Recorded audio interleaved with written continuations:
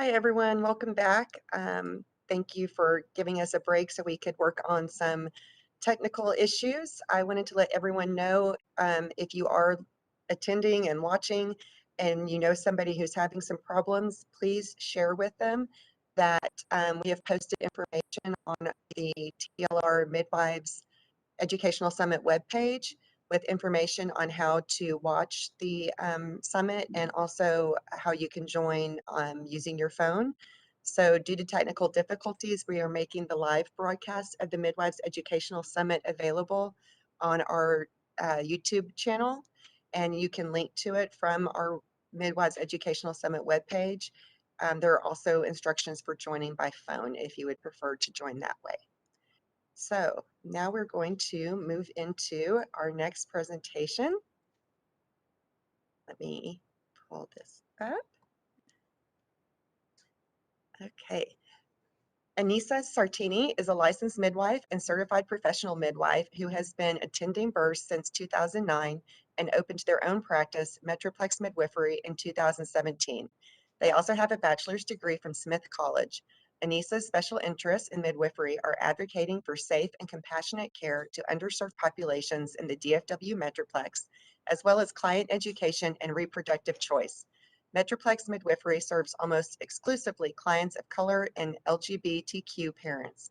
Anissa's practice warmly welcomes all races, faiths, ethnicities, classes, abilities, genders, and sexualities. They also focus on training new midwives, particularly POC and queer students. Anissa lives with their wife, Taylor, their baby, two cats, and a small flock of chickens in DFW. Anissa and Taylor welcomed their firstborn child at home in May 2020. And now I will hand it over to you. Thank you. Hi, everybody. Thank you for coming to listen today. So this is one of my favorite topics to talk about on a professional and a personal level. I think it's a lot of fun and very interesting. And it can also, bring up a lot of feelings for people who are not familiar with the topic or maybe have been taught some negative things about people that don't have the traditional type of American family. So, yeah, like you said, I'm a midwife in DFW. I mostly use they, them pronouns. We will go into more of that just here in a second. Okay, so before we start the educational part, I kind of want to ask everyone a few questions that I really want you to sit and just think about them. You might even write them down, answer them to yourself. Um, but partially because they might seem like silly or invasive questions that people often ask LGBTQ people, and also possibly that as we go through this presentation, you might find out new words or concepts that you can use to describe yourself or people you know and love. So here we go. Um, here's a question that some people get is the opposite. But you say, well, when did you decide to be gay? And so I like to ask those of you who identify as straight is, when did you decide to be straight? So for most people, it's not really a decision. It's just kind of like, oh, well, I've just always been this way. I've always liked boys or girls or whatever it is. And then on the gender question, well, how did you know you were a girl? For most of us, we were born one way, our genitals looked a certain way, we were assigned that at birth, and, we grew up hearing, yeah, you're a girl, my little girl, precious girl. And so most of us accepted that, right? So it's kind of interesting to think about how gender forms in a society and in a child's mind. And we won't be going into that super heavily, but again, it's a question that some people are asked, well, how did you know? So that might be something interesting to think about for yourself. Um, so when we're talking about family structures, why did you and your partner or spouse decide to be monogamous? Some people, have open relationships, which we'll go into, later on in this presentation. And it kind of with the same with the gender and sexuality thing. Most of us are just taught that, that's the only way. And so, when you ask others, well, why did you decide to do something different?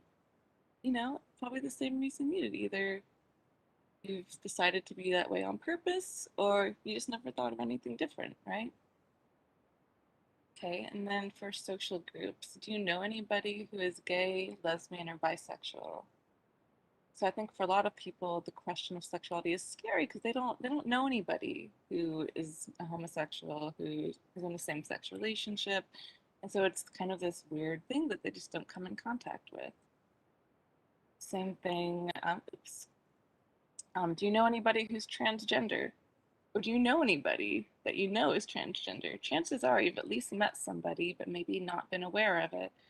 And this is one that's, kind of some people are not as familiar with. I think by now most people are aware, okay, well, what's a gay person? What's a lesbian? What does bisexual mean? Most people know that, but there's still a lot of misunderstandings around transgender folks, and we'll talk about that and how it relates to midwifery care quite a bit coming up.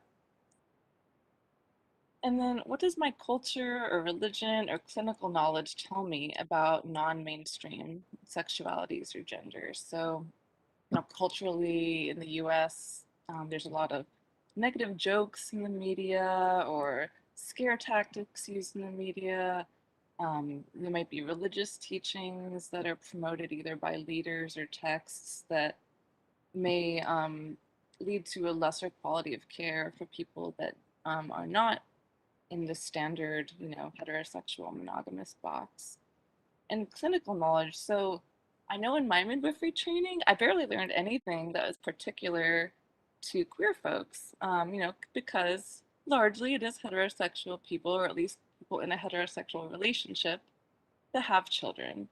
To mostly women, the trans birthers exist, and we will talk about that. But I know when I was in training, I didn't learn anything about that. So I'm hoping this is going to be a new fun topic for a lot of us. Okay, moving on.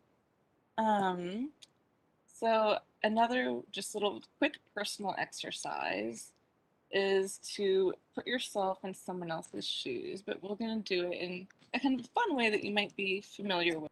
So, who most of you probably already are. So, imagine that you're a woman in a relationship with a man. So, you and your husband are going out to eat, you're gonna go get a couple of drinks, you're really excited. It's just, haven't had a date night and who knows when's the last time. You're usually tired from the kids, and this is just such a fun experience you're about to have. So you go into this restaurant that was recommended by all these people, it's a bar and grill type place, it's great. But you walk in and you realize, oh my gosh, this is a gay bar. Okay, so from some of you, it's fine. You're like, okay, cool, that's interesting. I can't wait to eat and drink. But for some, the rest of you might be feeling really uncomfortable. So you're surrounded by strangers who talk differently than you, who probably believe differently than you do, dress differently. Maybe you're not sure how to act. So would I get grossed out if I hold my husband's hand? What if I try to get a drink or something to eat and they judge me for being with my husband?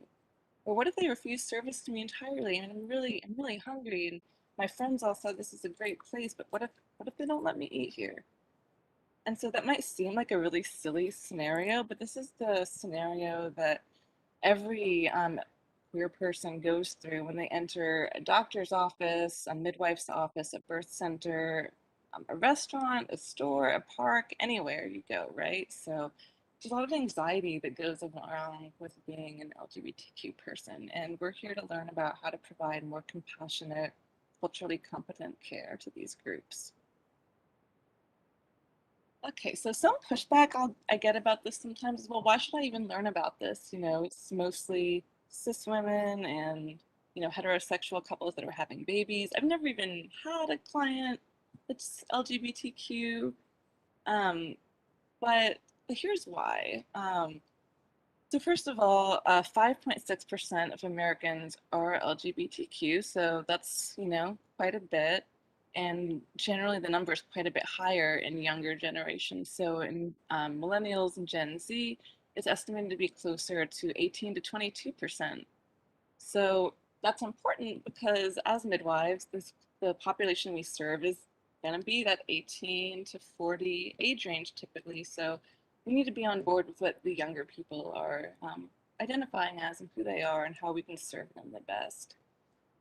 For comparison, 1.5% of American births take place outside of the hospital. So if you're thinking, oh, this doesn't matter, it's just a small number, But look at us, we're all here gathered to talk about out of hospital birth, even though it's only 1.5% of the American population who does that. So we matter, this is important. And as a midwife, this should really get your attention. So 22% of trans and non-binary people choose to birth at home or at a birthing center. 22%. That's compared to 1.5%. So that's about like almost twice as much as, the standard heterosexual population. And so as a midwife, you're in such a wonderful position to be able to provide compassionate, capable care to this population that is typically underserved or outright disrespected in standard medical environments. Um, Another quick stat that 19% of trans people are parents.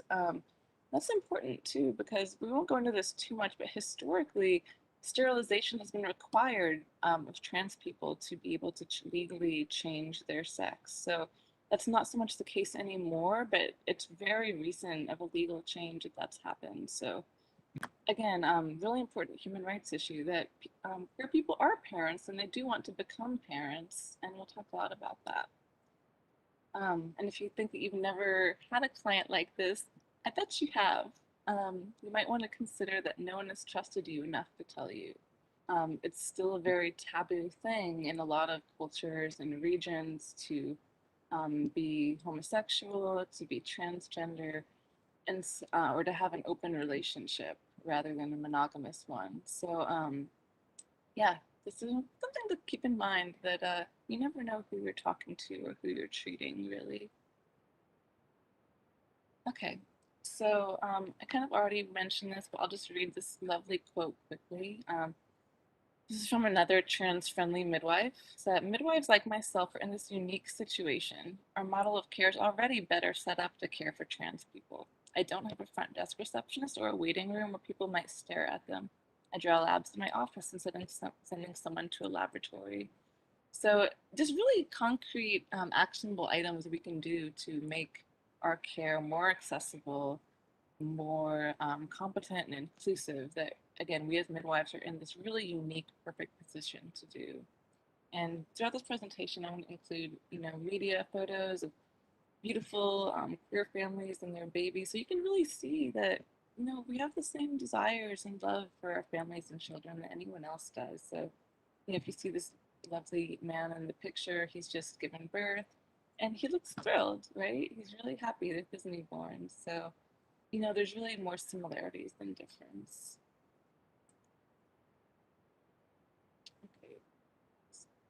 Okay, so these are some more stats, and this is a handout from the UK LGBT Foundation. So I'm not going to go through this whole thing, just to point out some really scary stats about prenatal care and birth care among LGBTQ and particularly trans people. So 30% of trans and non-binary parents did not access pregnancy support during pregnancy.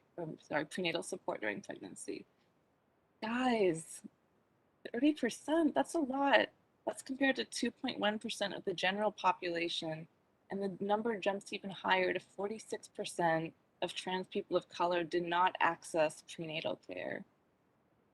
So based on what we've already talked about, I think most of you can imagine why this might be. There's a lot of discrimination by providers, there's a lot of fear by the parents themselves to be, well, how am I going to be treated?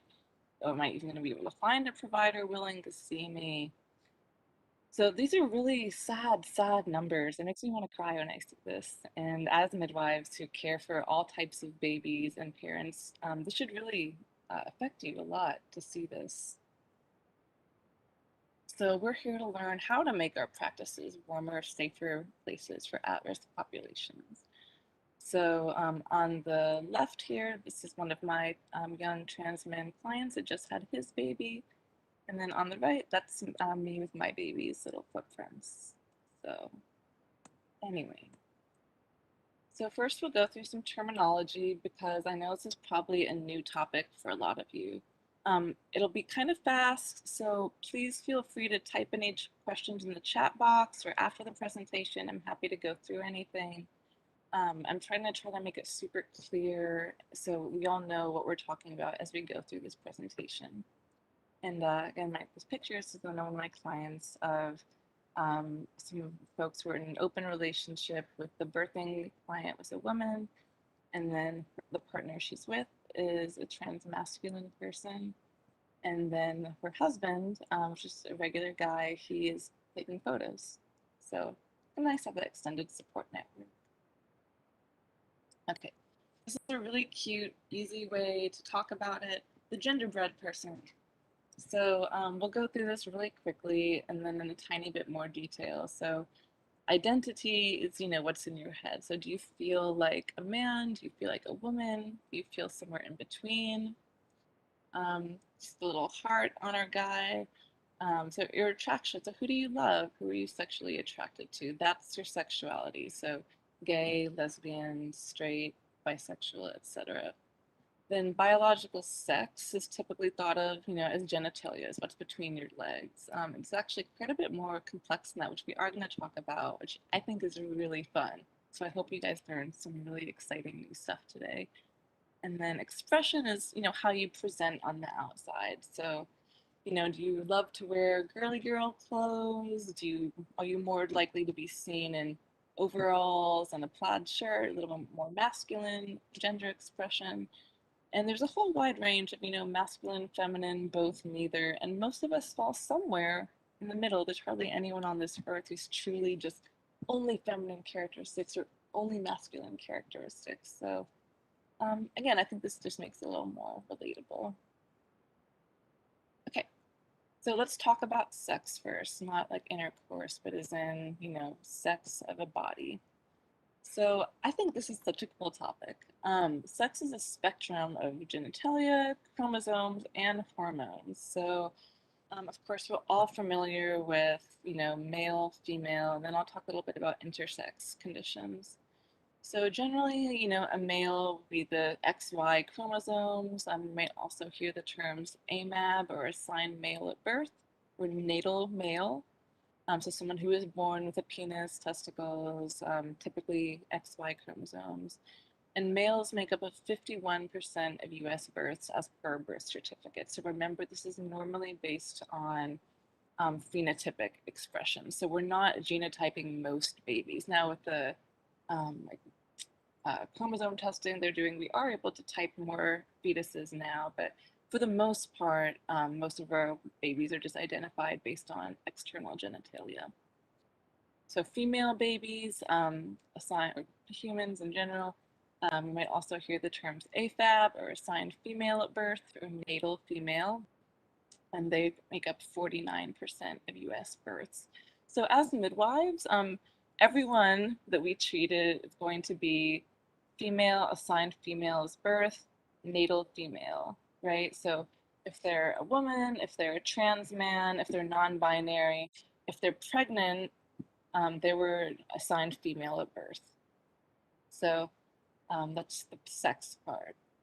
And then intersexuality is where there's a mixture of different ambiguous genitalia, chromosome conditions, or hormonal conditions. Um, so estimated 1.7% of people are intersex. So that's one in about 1,000 births. So it's kind of a big number. It's about the same as a natal redhead. So 1 to 2% of people are born with naturally red hair, and 1 to 2% of people are born intersex. So that's a really big number that surprised me, I know, and I'm sure it'll surprise many of you also. And again, to compare this to 1.5% of American out of hospital births. So similar numbers as far as how common this is. And an important note that most intersex conditions do not present at birth. Okay, so you may have heard of babies that have ambiguous genitalia, and that is only 0.02 to 0.05% of birth. So that kind that we typically think of as the first definition of intersex is quite rare. Um, so if you do ever have a baby that looks like, hey, wow, this doesn't really look like exactly a normal set of male genitalia or a normal set of female genitalia, then on the birth certificate, you can list that as not yet determined. And that would require, referral to a pediatrician that is knowledgeable in those areas. So in general, we won't go into this too much, but in general, if you do identify an obviously intersex baby, conservative management is recommended. So, in other words, not trying to force the genitalia to look more female or look more male, because you don't know what that baby's going to identify as later in life. And also, as long as the processes of excretion work, as midwives, you should be supportive of this model of low intervention, so only when necessary.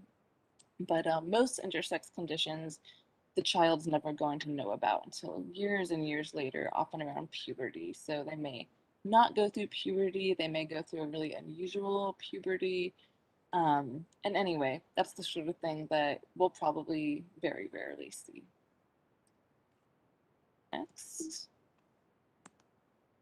Okay, so then the gender part. So there, I know the terms are used interchangeably quite often, as sex and gender. You'll even see it on, medical forms. Okay, what's the baby's gender? But we're gonna talk about them as two separate things here. And the literature is kind of moving in that direction anyway. So, um, whereas animals, plants, mushrooms can all have, sex, chromosomal, genitalia sex. Gender is a uniquely human thing. So gender is who you are, and it usually refers to social and cultural differences between males and females rather than biological ones. So, for example, the traditional gender roles being like, man goes and has a job and works outside the house. The female traditional gender role being, you stay at home and you raise kids, and that's gender. That's not necessarily sex related. And then it also refers to a range of identities that don't correspond to colonial ideas of male and female. Um, I think this is really fascinating too and important because, a lot of pushback that non-gender conforming people hear is like, oh, this is just this new trend that these kids are doing, there's no precedent for this, and that's very, very untrue. So people whose gender does not correspond to their phenotypic sex have been around for throughout human history. So, we hear about as far back as Mesopotamia, men that live and dress as women, or people that are in indigenous cultures that not only are not shunned as trans people or as non binary people, but they actually hold a sacred or ritual role. So, for example, in the Zuni culture, this is Biwa, and they are a traditional Native American Zuni who goes by both male and female pronouns and holds quite a revered role because people that are referred to as Two Spirit in the context of Native Americans are seen as embodying this balance and seen as embodying being able to identify with both men and women. So not only are they not shunned, they're really important, and you'll see the same unique ritual role or sacred role in Indian culture, like Indian.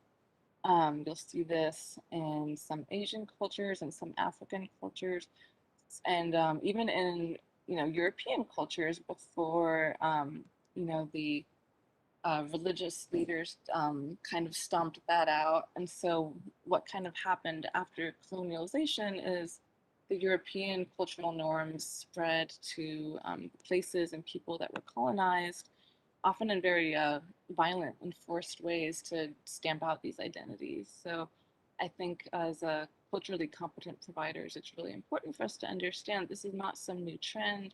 This is a really important way that people have been throughout time. And just like midwives, we've been around.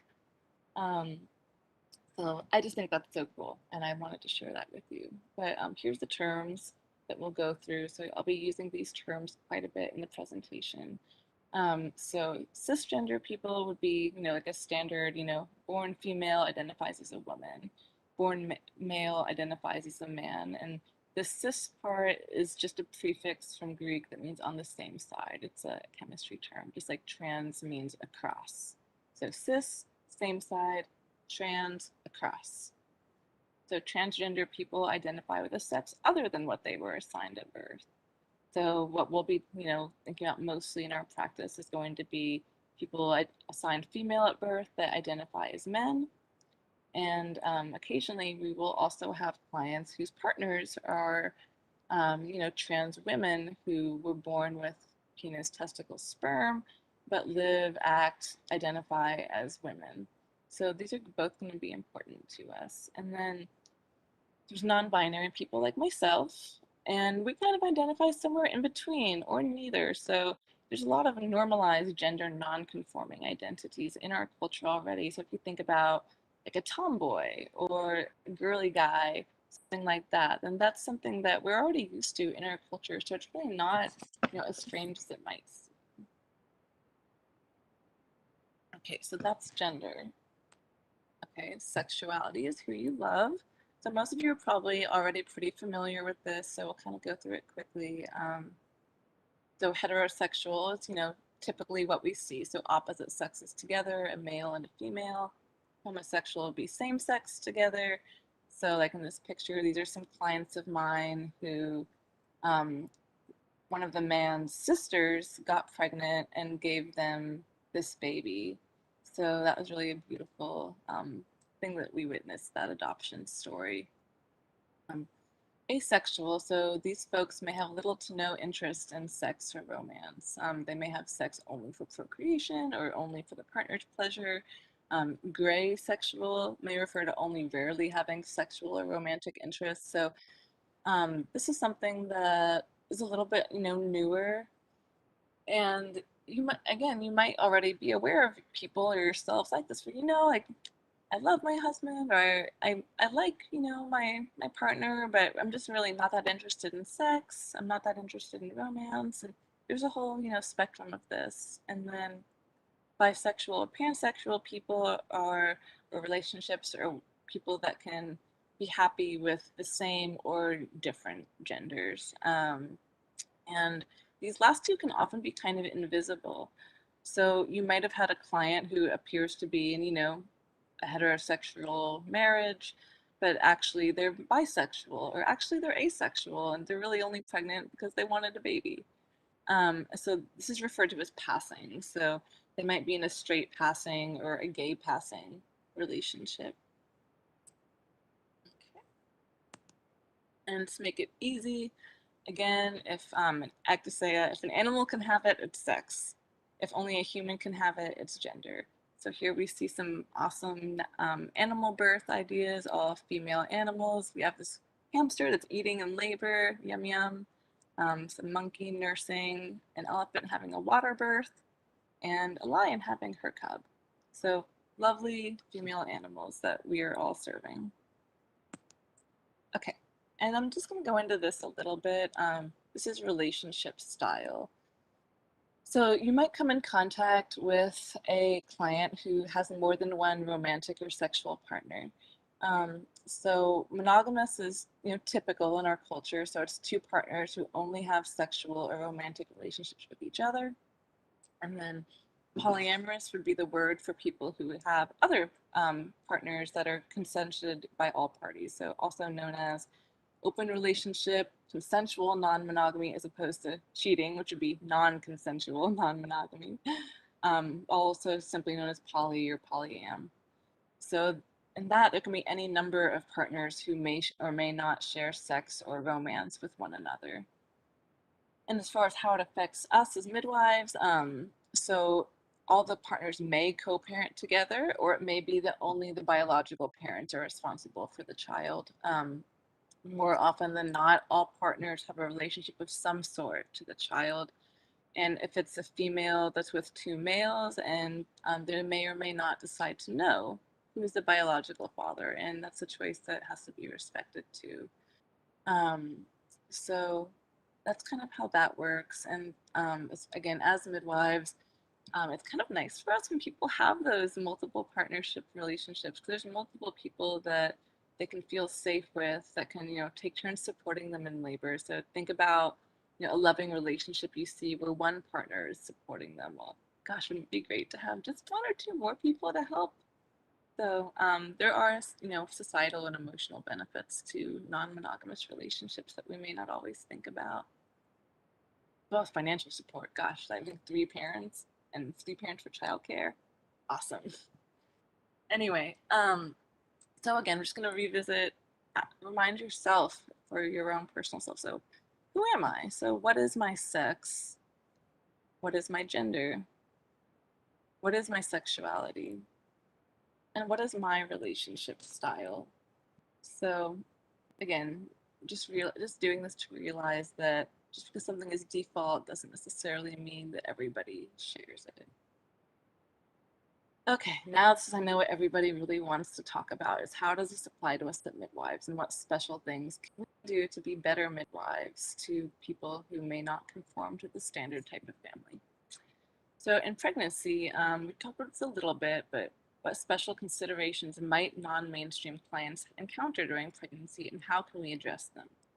So unfortunately, as research and personal experience shows, the barrier number one is finding an appropriate provider.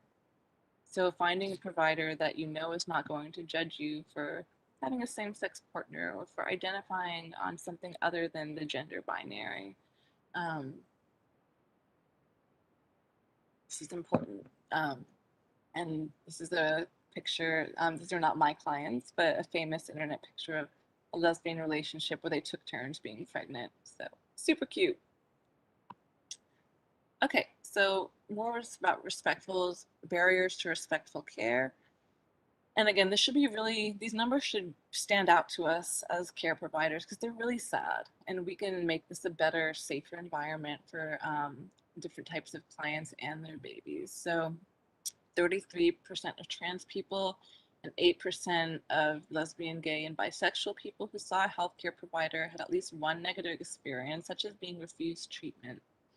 So, yeah, I've heard experiences where doctors won't touch the client or will make snarky remarks to the partner, all kinds of just really inappropriate behavior. And some of it that can be outright dangerous. So, if a care provider won't touch you, won't get near you, this is obviously not a recipe for safe care.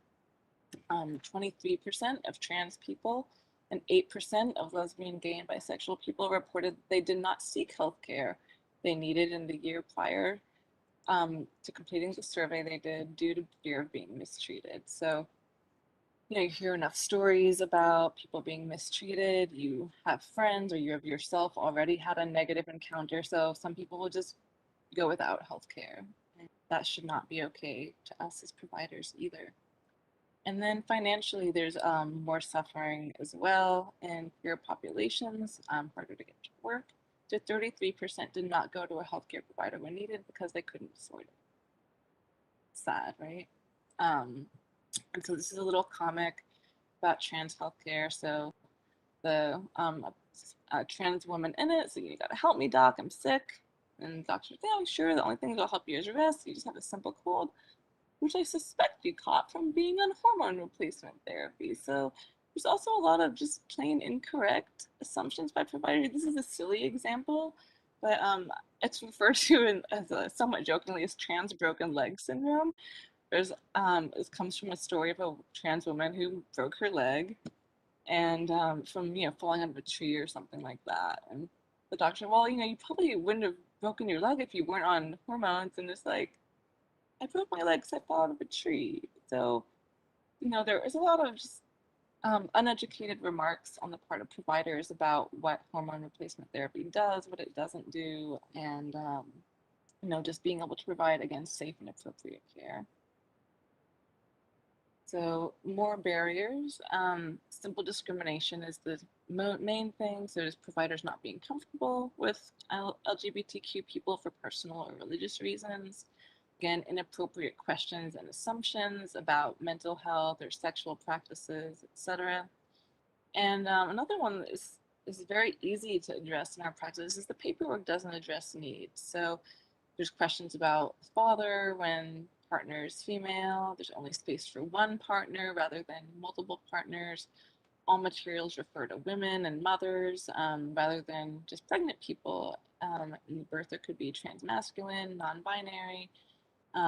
So we all know that people of all genders, women, men, non-binary people, if they have a uterus, they can access pregnancy care and give birth. Another barrier would be accessibility. So there's going to be harder to find work if you're out as queer. Thus, financial issues. Trans people of color are hit the hardest out of all LGBTQ groups. So among gays, lesbians, etc.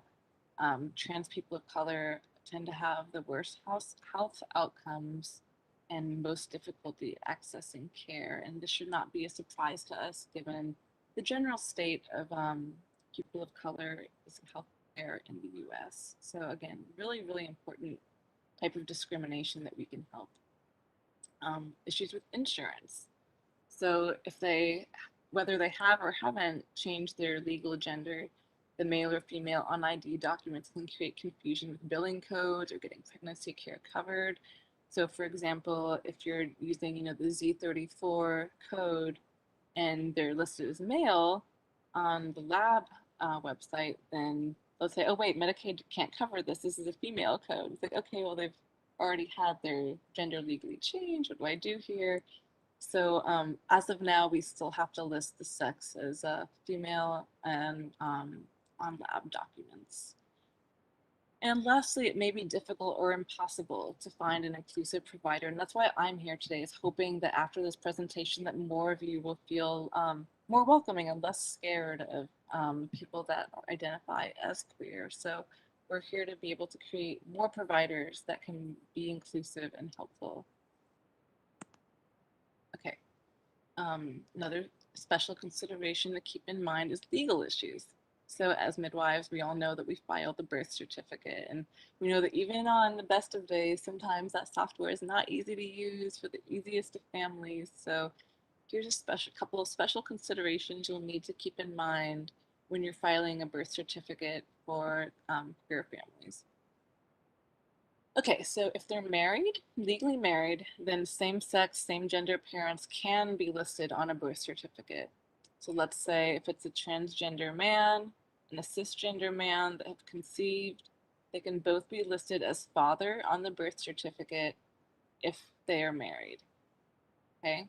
Or same with a lesbian relationship. If there's two women, one woman's carrying the baby, she's married to another woman, even if the other woman is not biologically related, they're married, they can be on the birth certificate together. Okay? So unmarried parents, however, cannot be listed together as same gender, even if both are the biological parents or even if the parent's gender has been legally changed. So this is a really tricky one. Um, so if they're married, a parent can choose mother, father, or parent on the Texas birth certificate software, regardless of the legal or medical status of their sex. So whether or not they've had any operations, whether or not they've done any legal changes, you can list both parents as male, both as mother, both as father, or simply both as parent, the non-binary option, if they are married, whether or not they're biologically related, okay? So if they have unmarried same gender parents, for example, I recently had a client who um, he's a trans man. Yeah, the other father is a cis man. The legal gender has been changed, but they're not married. So both of the biological parents, they both want to assume responsibility, parenthood of this baby, but you either have to file the birth certificate incorrectly. In other words, they both have to be listed as, the traditional assigned at birth title. So both as, uh, or sorry, so the birthing parent as mother and the non-birthing parent as father, even if they're both legally male. So that can be kind of confusing. So basically, I have tried to contact the AOP folks about that. If anyone here is with that department, please reach out to me. I'd love to talk to you. It'd be a really easy change. So um, all that they would have to do is be able to select the title just like they do on married parents. If they could just do that with the acknowledgement of paternity stuff, that would be awesome. Okay, so that's a little confusing, but again, important to know as midwives if we're going to be filing birth certificates for same-sex parents. Oh, and if they're not married, What they can do is they can file the traditional AOP listed as mother and father, and then they have to go back and file an amendment to the birth certificate. So again, same in my situation where I was the birthing parent, and then my wife is the biological parent because she's a trans woman. So both listed as mother, but you know, it was a little bit difficult to go about. So anyway, that's a barrier and something that you can help with by walking them through it. So just in case you didn't already know, follow that. Here's a flow chart. I'll give you all a second to screenshot that if you need to, or I can send it to you. So again, kind of confusing verbally, but this gives you a very easy way to figure out how to file their birth certificate. So appropriate resources, we talked a little bit about this. So something I hear is an argument against inclusive language is, oh, you know, they're trying to take birth away from women. Like, not, you know, nobody's trying to take birth away from women. We all know, everybody knows that it's mostly women who give birth. Women are simply not the only people who give birth. And again, if this is confusing to you, think back to the sex and gender section where, you know, nobody would say that woman lion just had a baby. No, it's the female lion. Or that woman elephant just gave birth. Well, no, it's a female elephant. Women and men are a human thing. So I was really pleased to see in the last presentation the inclusive language. So most of the information out there though is highly gendered. So it's all women, mamas, mothers, maternity, breastfeeding, all that stuff, which is fine for most people. Nobody's saying that you're never allowed to call someone a mother or a woman, okay? This is just saying that we can include our speech in our materials to include everybody. So don't be afraid to ask individual clients about their preferred language for body parts or parent titles. Even among regular cisgender women, people might not like certain words, or they might prefer, you know, yoni to vagina, for example. So we can always ask about preferred language. So here's a couple of examples. Rather than saying maternity care, we can say pregnancy care, perinatal care, so as far as the people giving birth, we can just say that. We can say clients, birthing parent, parent, birther, pregnant folks, birthing folks. If we want to get fancy about it, parturients is a great word for feeding a baby. Nursing, breast or chest feeding. Again, you want to ask about preferences, about language. I've heard body feeding or simply feeding. So, how's feeding your baby going? Are you having any pain on your chest, nipples? No? Great. And as far as the genitalia, some people are fine with still using vagina. Others prefer maybe birth canal, yoni. Just ask. It's not a big deal. Just ask, and it'll be appreciated, even if the standard language is the one that's preferred. Okay, so now let's talk about the birth part. So I love this quote by a trans parent and author who talks about this issues. So it is possible to be inclusive of diverse gender identities and celebrate the power of the female body. So I think that's really lovely. Just again, showing that there's a diversity of gender identities that give birth, that are pregnant, and that we all appreciate the powerful experience that it is. This is me at my birth and my lovely wife there. So, okay. So here's some physical considerations we'll need to take into account. So of course, as with any client we're going to take a history of health status, surgical history, and survivor status. So of course so I'm going to stop here and also say that as healthcare providers, we're in a unique position to ask about these things. If you just meet an LGBTQ person, especially a trans person, like in your social group on the street, don't ask them these things. Okay, it's really rude.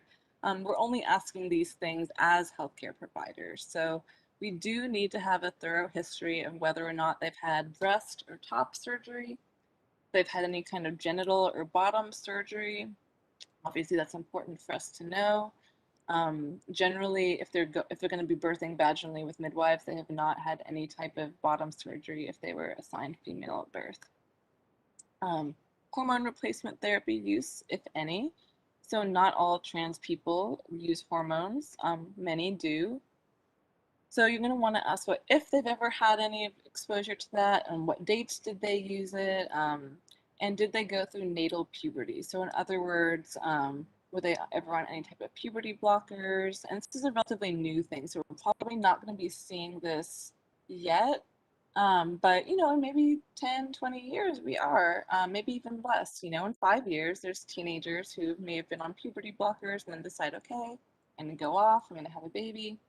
This is going to be important for us. And for those, I've heard a lot of, again, mostly incorrect fears about puberty blockers. So I do want to talk about that for a moment. Puberty blockers have actually been in use since about the 1980s. They're very safe.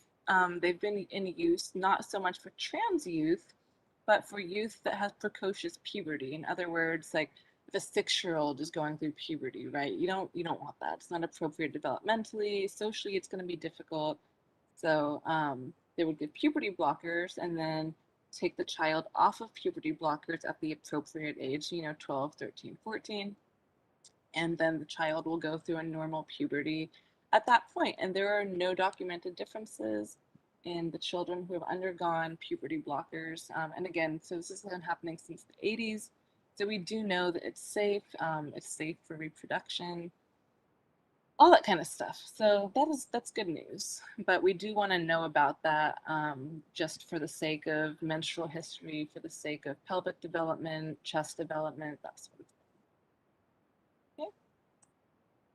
The psychological, this is really, really important. So again, if we're going back to the statistics about accessing care, so it's a lot of psychological fear about accessing appropriate care. So again, at home births or as birth centers, it's really great to be able to feel comfortable and safe with your providers, enough that you can relax for labor and delivery, enough that you know who's going to be there, that you know your partner's going to be welcome, excuse me, that they know preferred language, that sort of thing. So a history of abuse is unfortunately very common at a higher percentage than in the general population. So whether that's childhood abuse, sexual abuse, physical assault, that abuse history is going to be more common in queer populations. So be extra mindful of informed consent for exams, for procedures, that sort of thing.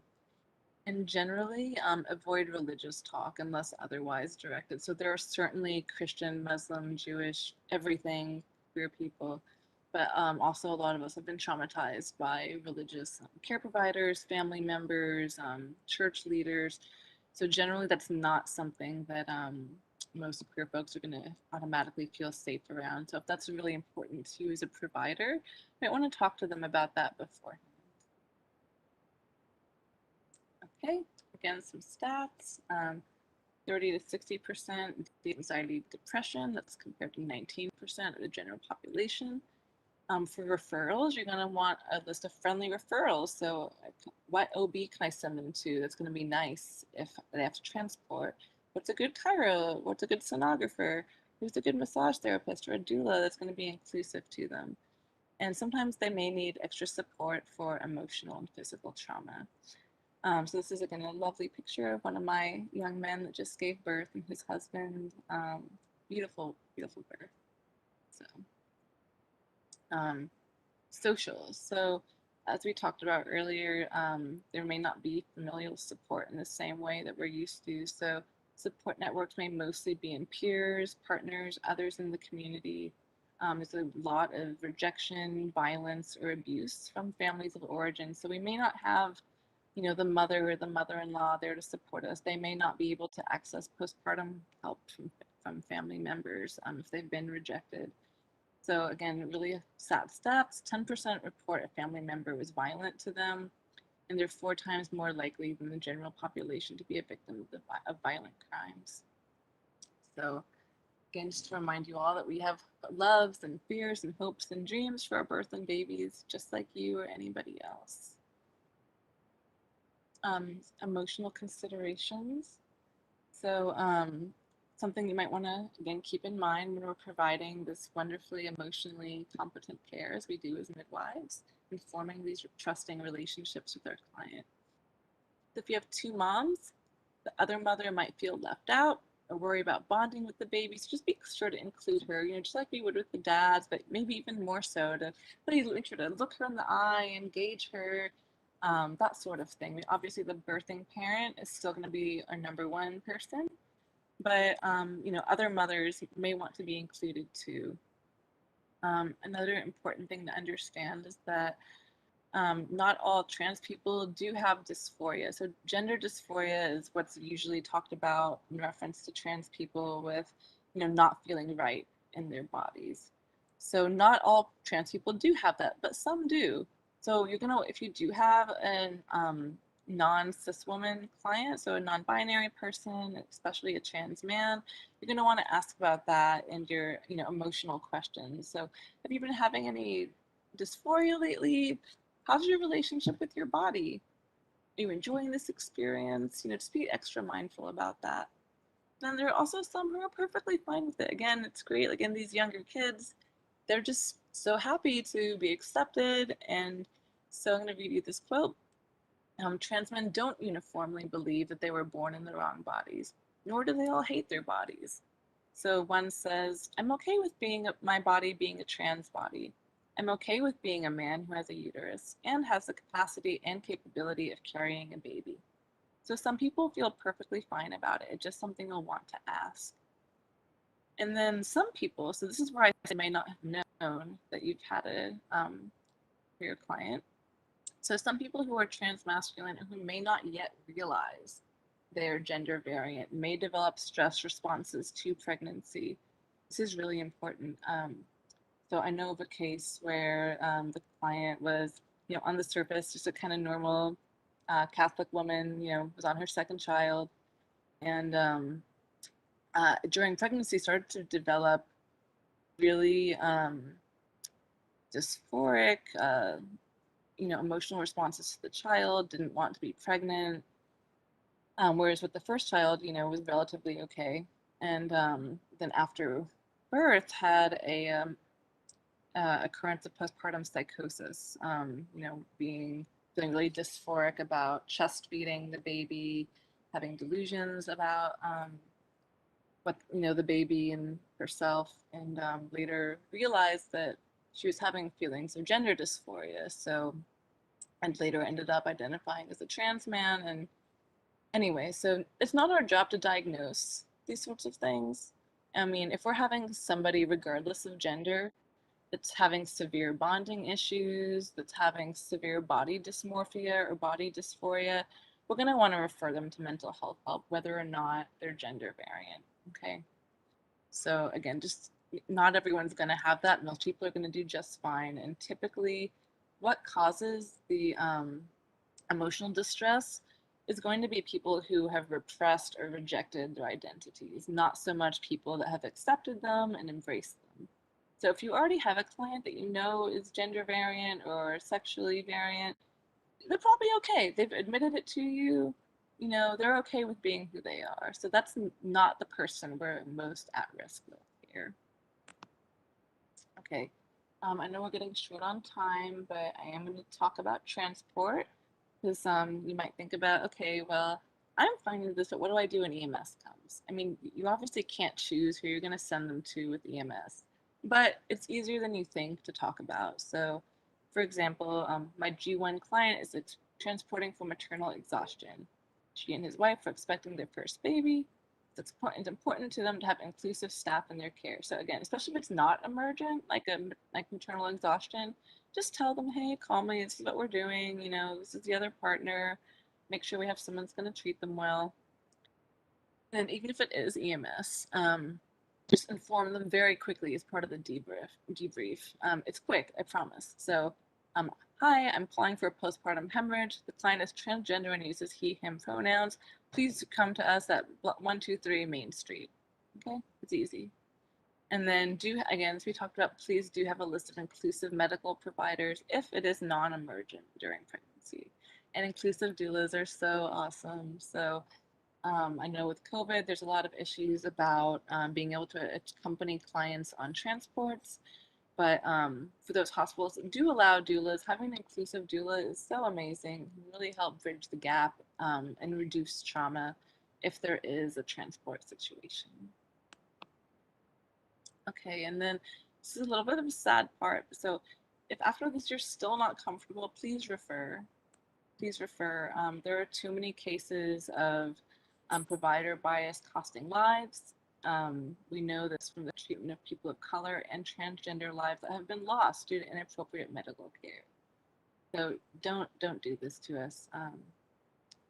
It's really important to be able to put your personal biases aside and provide safe and appropriate care. There are cases of people, bleeding out because nobody wants to touch them. There are cases of partners being denied access to their partner as they are dying or undergoing important procedures. So please, if you can't provide respectful care, please refer. It will save lives.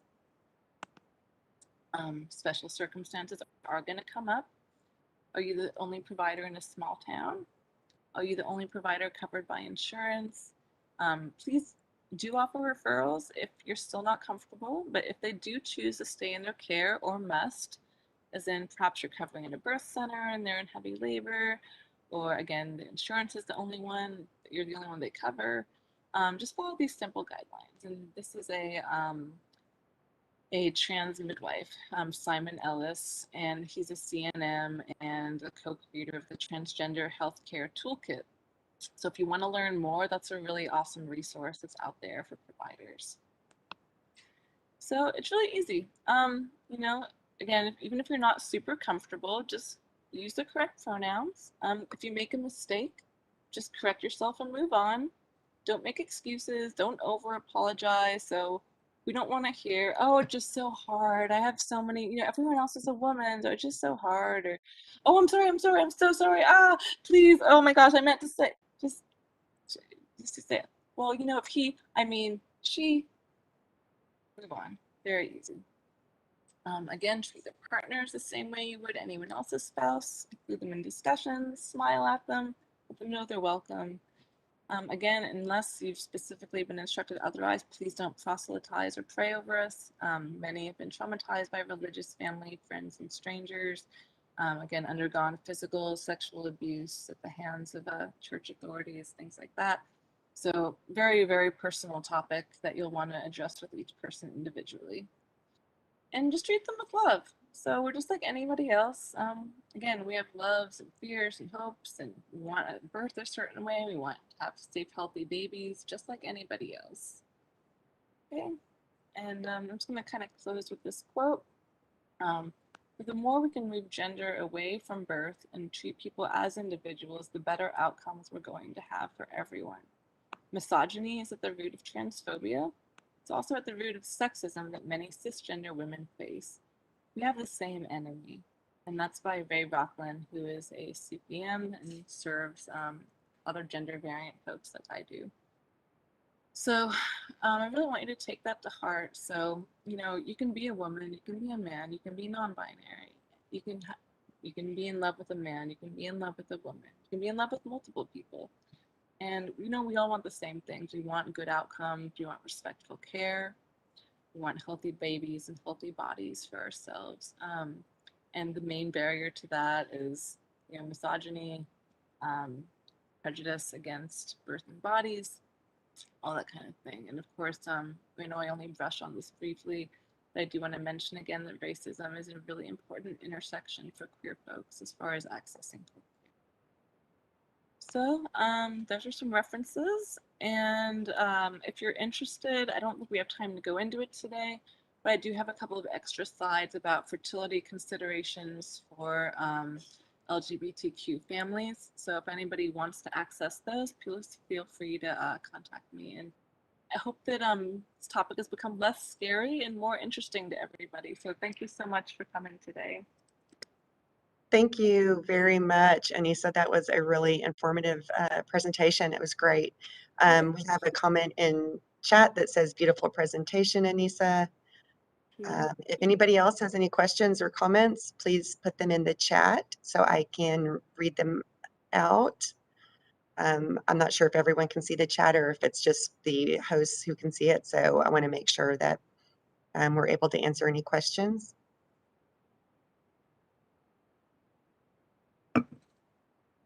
And if you, as I always tell my clients, if you guys think of anything later, just feel free to contact me. And I like talking about this, and I think it's an important area of education. So I'm happy to help. Great. And I also want to say that we'll be posting a recording of the summit on our webpage. And so if people want to see those other two slides you have about the fertility, hormones and fertility, they can go to the webpage and pull it up. There is a question. It says, thanks for your presentation. What do pregnant trans men do about their HRT? I assume they have a doc managing this. That's a really good question. So in general, what pregnant trans men do about their HRT is discontinue completely. So as far as getting pregnant, sometimes you can conceive on testosterone. There's certainly been accident babies that happen because of the um, misinformation that you cannot get pregnant on testosterone, but it can be harder. So typically, trans men will discontinue testosterone before getting pregnant, or when they find out they're pregnant, they will discontinue. And so, as midwives, there's not really much to do about this other than mostly emotional concerns, because as any of us who have had PMS or gone through menopause know, hormones are really important. They affect mood and functioning big time.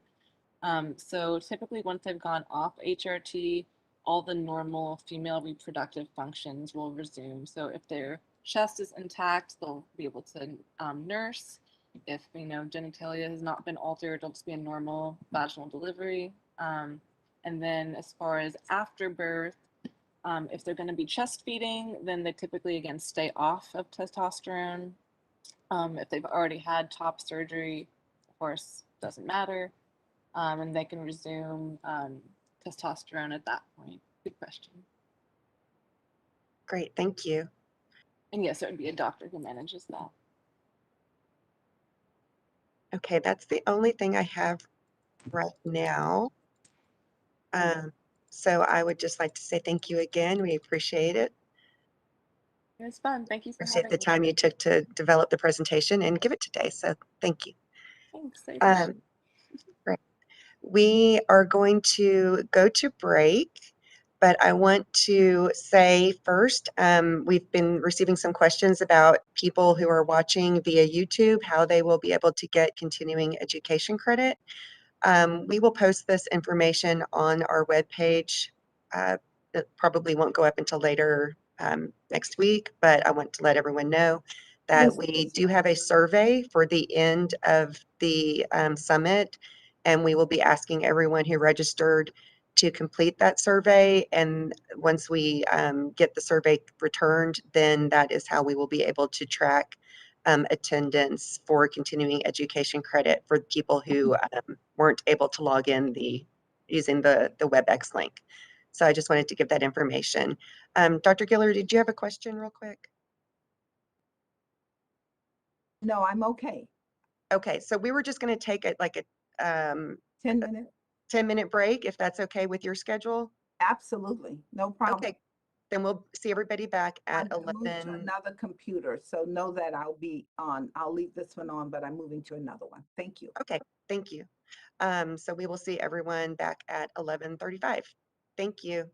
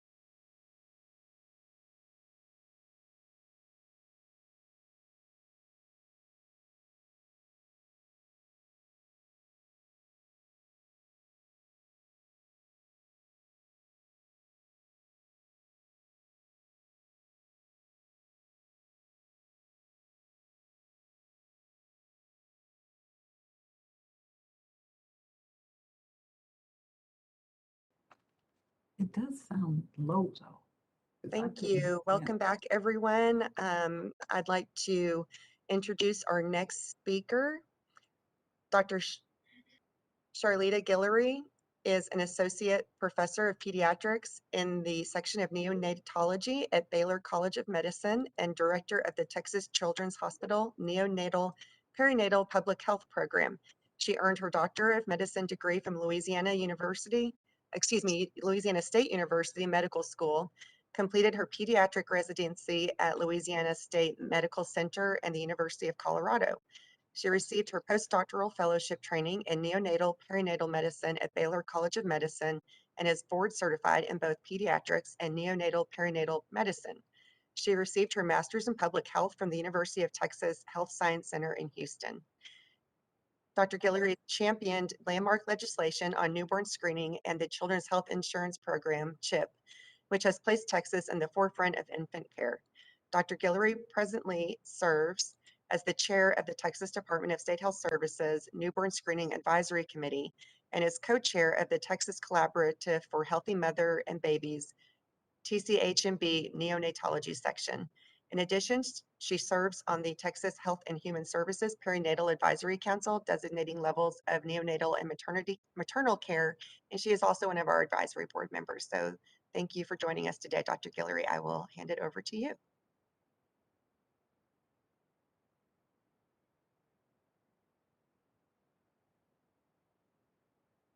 Dr. Guillory, I'm not sure if you're muted. Okay, good morning. Can you hear me now? Yes, thank you. Good. Good morning, everyone, and thank you for having me. Today, I will be discussing newborn screening in Texas when every minute counts.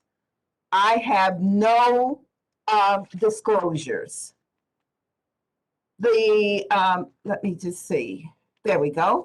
The objectives of this talk are simple: to describe the importance of newborn screening systems, explain how disorders are placed on the recommended uniform screening program known as the RUSP, and discuss the logistics of newborn screening in Texas. Newborn screening is more than just a blood test. Actually, newborn screening is a major public health system with multiple components all involved with working together. I think I'm so excited about the first newborn screen that we added for spinal muscular atrophy starting on June the 1st of this year. And it's our first screening for neurological diseases. Here you can see the components of newborn screening. I think it's important to note that the newborn screening system not only involves the newborn screening program, but it involves babies, clinicians, it involves customer service, laboratory testing, regulations, government, hospital, private laboratories, courier services, clinics, and it truly does take a village to get newborn screening done appropriately and save the lives of Texas babies and make their morbidity decrease. This is an example of all the components overall of newborn screening. First, of course, we collect a sample. The sample is evaluated and the diagnosis is made. In addition to that, it's very important to have overall management of the newborn system, as well as continuous evaluation to make sure that the program is up to the standards that we need. But the very important part of newborn screening is the follow-up of these results. Once you obtain a positive test, what do you do with it? How do you make sure the parents are aware? How do you move forward in terms of making sure that the baby gets the appropriate treatment and follow-up of the diagnosed disease? Well, how did newborn screening get started in the first place? Here, it was introduced, newborn screening by Bob Guthrie. And what he was a physician and a microbiologist whose goal was to prevent intellectual disability from PKU phenylketonuria. he was interested in making sure that these babies did not have or develop with intellectual disability. I think it was also interesting in the 1960s then that he actually had to fight mandatory screening, and so that newborn screening for PKU would be routinely performed. And what he did formed the basis of comprehensive screening today. Well, here's a review overall. Guthrie developed the filter paper test for PKU that identified newborns with phenylketonuria whose diet could be modified, thus preventing mental retardation. Parents at that time pressed for testing through organized lobbying, and legislators began to pass mandatory newborn screening laws to reduce institutionalization, and that was in the 1960s. In the 1970s, there were other filter paper tests that became available for congenital hyperthyroidism and sickle cell disease. Technology improved, allowing program expansion. Programs expanded to higher incidence disorders like congenital hyperthyroidism and disorders that result in death, like congenital adrenal hyperplasia and galactosemia. It was at that time that legislators began asking programs to become self-supporting. In the 1980s, the programs became computerized, and expansion continued, including DNA testing. In the 1990s, the DNA test went to a second tier in sickle cell disease and cystic fibrosis screening. And the big thing I think that made a revolutionary change in newborn screening was tandem mass spectrometry, where it began to develop and allow detection of multiple disorders at one time. It was in the 2000s that I think it's important to note we began to expand newborn screening with what I call point of care testing. For example, the newborn hearing screen, which is done at the patient's bedside, and the last one listed here, critical congenital heart disease, which is also done at the baby's bedside and not with blood tests. It was also in the 2000s that public pressure expanded the testing with MS, or tandem mass spectrometry. And at that time, they emphasized program integration, especially with data. Of course, with all of the progress came privacy concerns, residual blood spots, federal HIPAA rules, data sharing, all of which became of interest during this time. Well, how do you decide, or who decides about newborn screening in the United States and how? I think it's important to know that, of course, on all the screens that we're doing, what's the public interest? What's the professional interest? What's the political interest in it? The importance of cost savings, the benefit of testing has to outweigh the cost, of course. And then what about the scientific evidence, the incidence of the disease and the outcomes of the disease? And of course, a very important part is how do we treat these diseases? And do we have in our repertoire some way of treating the diseases that we have diagnosed? Well, I think it's important to note that the Recommended Uniform Screening Panel, or the RUSP, as I mentioned earlier, is a list of disorders that the Secretary of the Department of Health and Human Services recommended for states to screen as part of their universal newborn screening process. It's recommended that every newborn be screened for all disorders on the RUSP. And the RUSP are part of a comprehensive health guidelines supported by HRSA for infants and children under the Public Health Surveillance Act.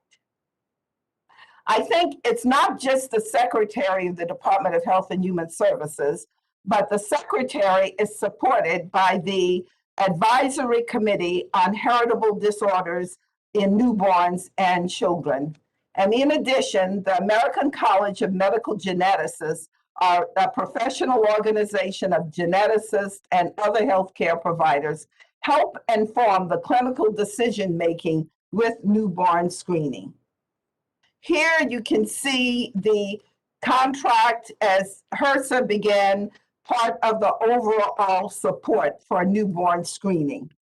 And in this section, you can see the RUSP, or the Recommended Uniform Screening Panel. That is a universal recommendation for all babies at a national level, so that each state, of course, would adopt this standardized uniform screening panel. Well, how do you nominate a condition? Actually, you can just get this off the website. It is not very easy to do. You have to complete a nomination package with all of the major components. And once you do that, then it is important for that to go to the advisory committee, who will look and evaluate this. It may take years for a condition to be added to the RUS. Well, it's recommended that all newborns be screened for disorders on the RUSP.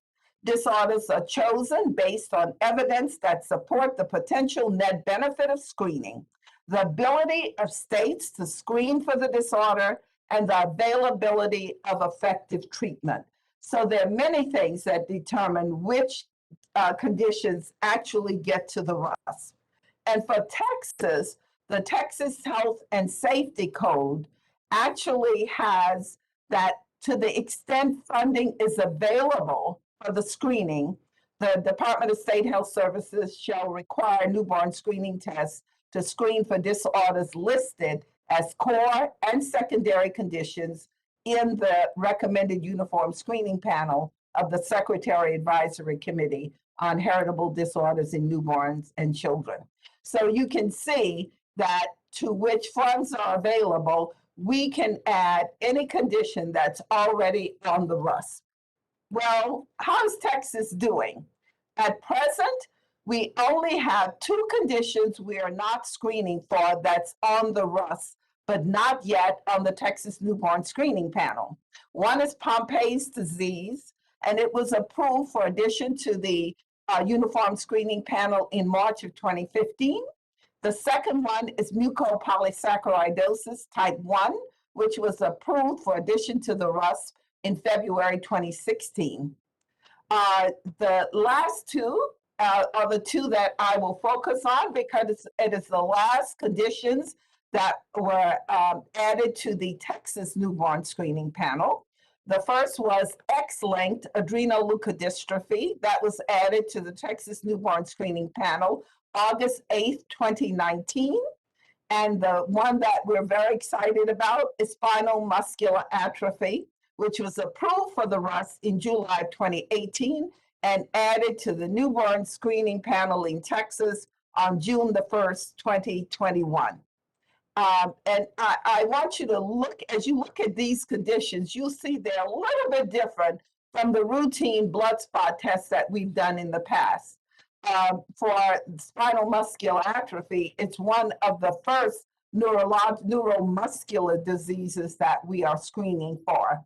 So it took a while for it to get through and on the RUS, but I can only see the number of lives that are being affected by picking this up early, and with the treatment that's been approved, actually changing the outcomes of these babies. Well, what are the goals of the newborn screening program? There are really 2 goals of the program. One is to do 2 screen tests for each baby born in Texas. Texas is a 2 screen test state. We do the first screen at 24 to 48 hours of age, and the second screen at 1 to 2 weeks of age.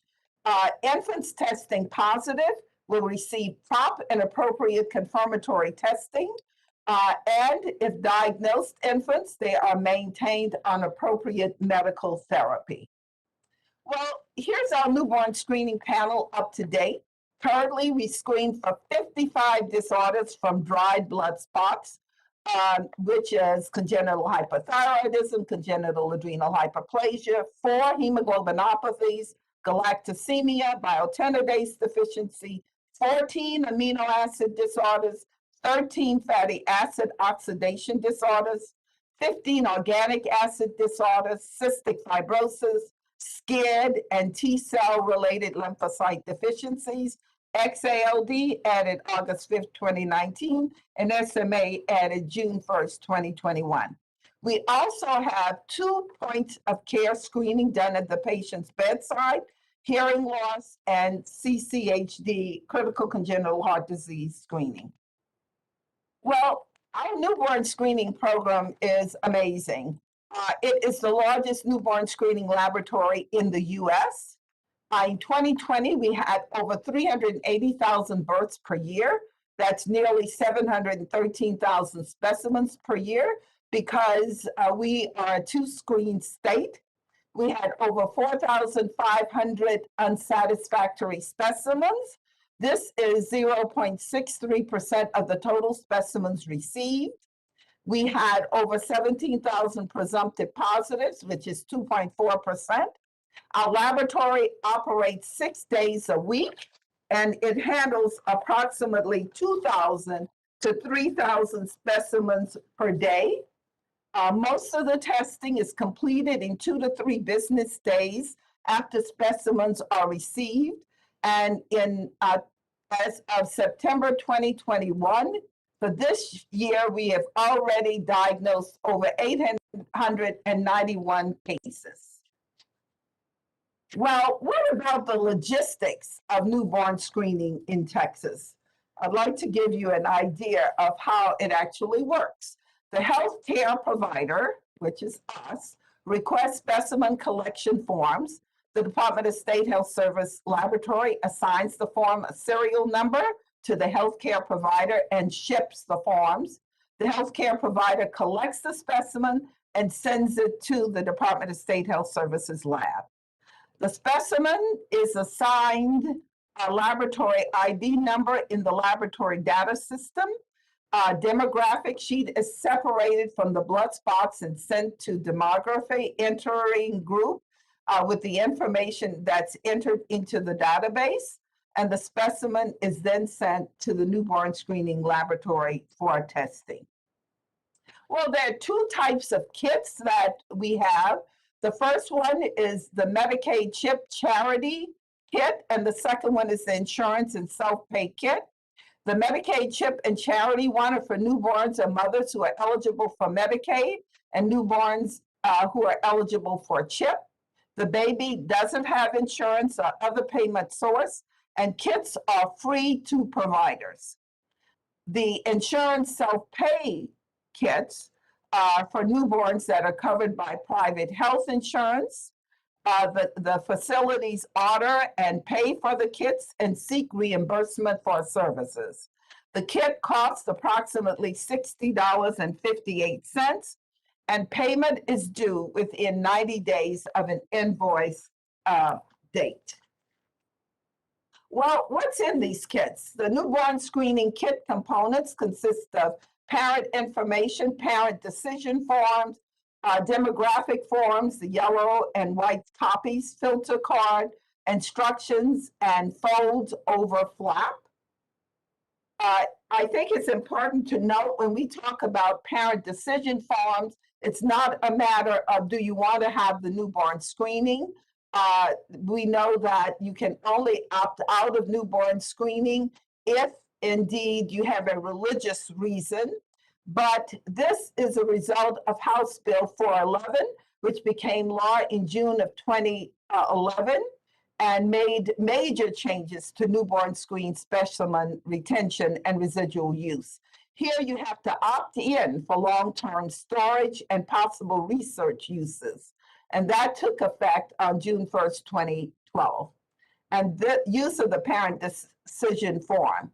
So that's not 5%, that's an error, I apologize. It's 50% of newborn screens have a parent decision form returned.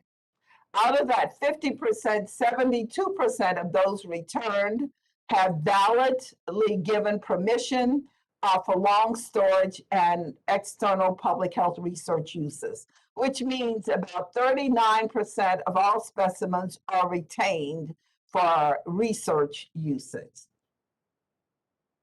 Well, I think once these specimens are obtained and collected, we have a courier service that's used to increase the transit time from the point of collection to the point of the Department of State Health Services lab.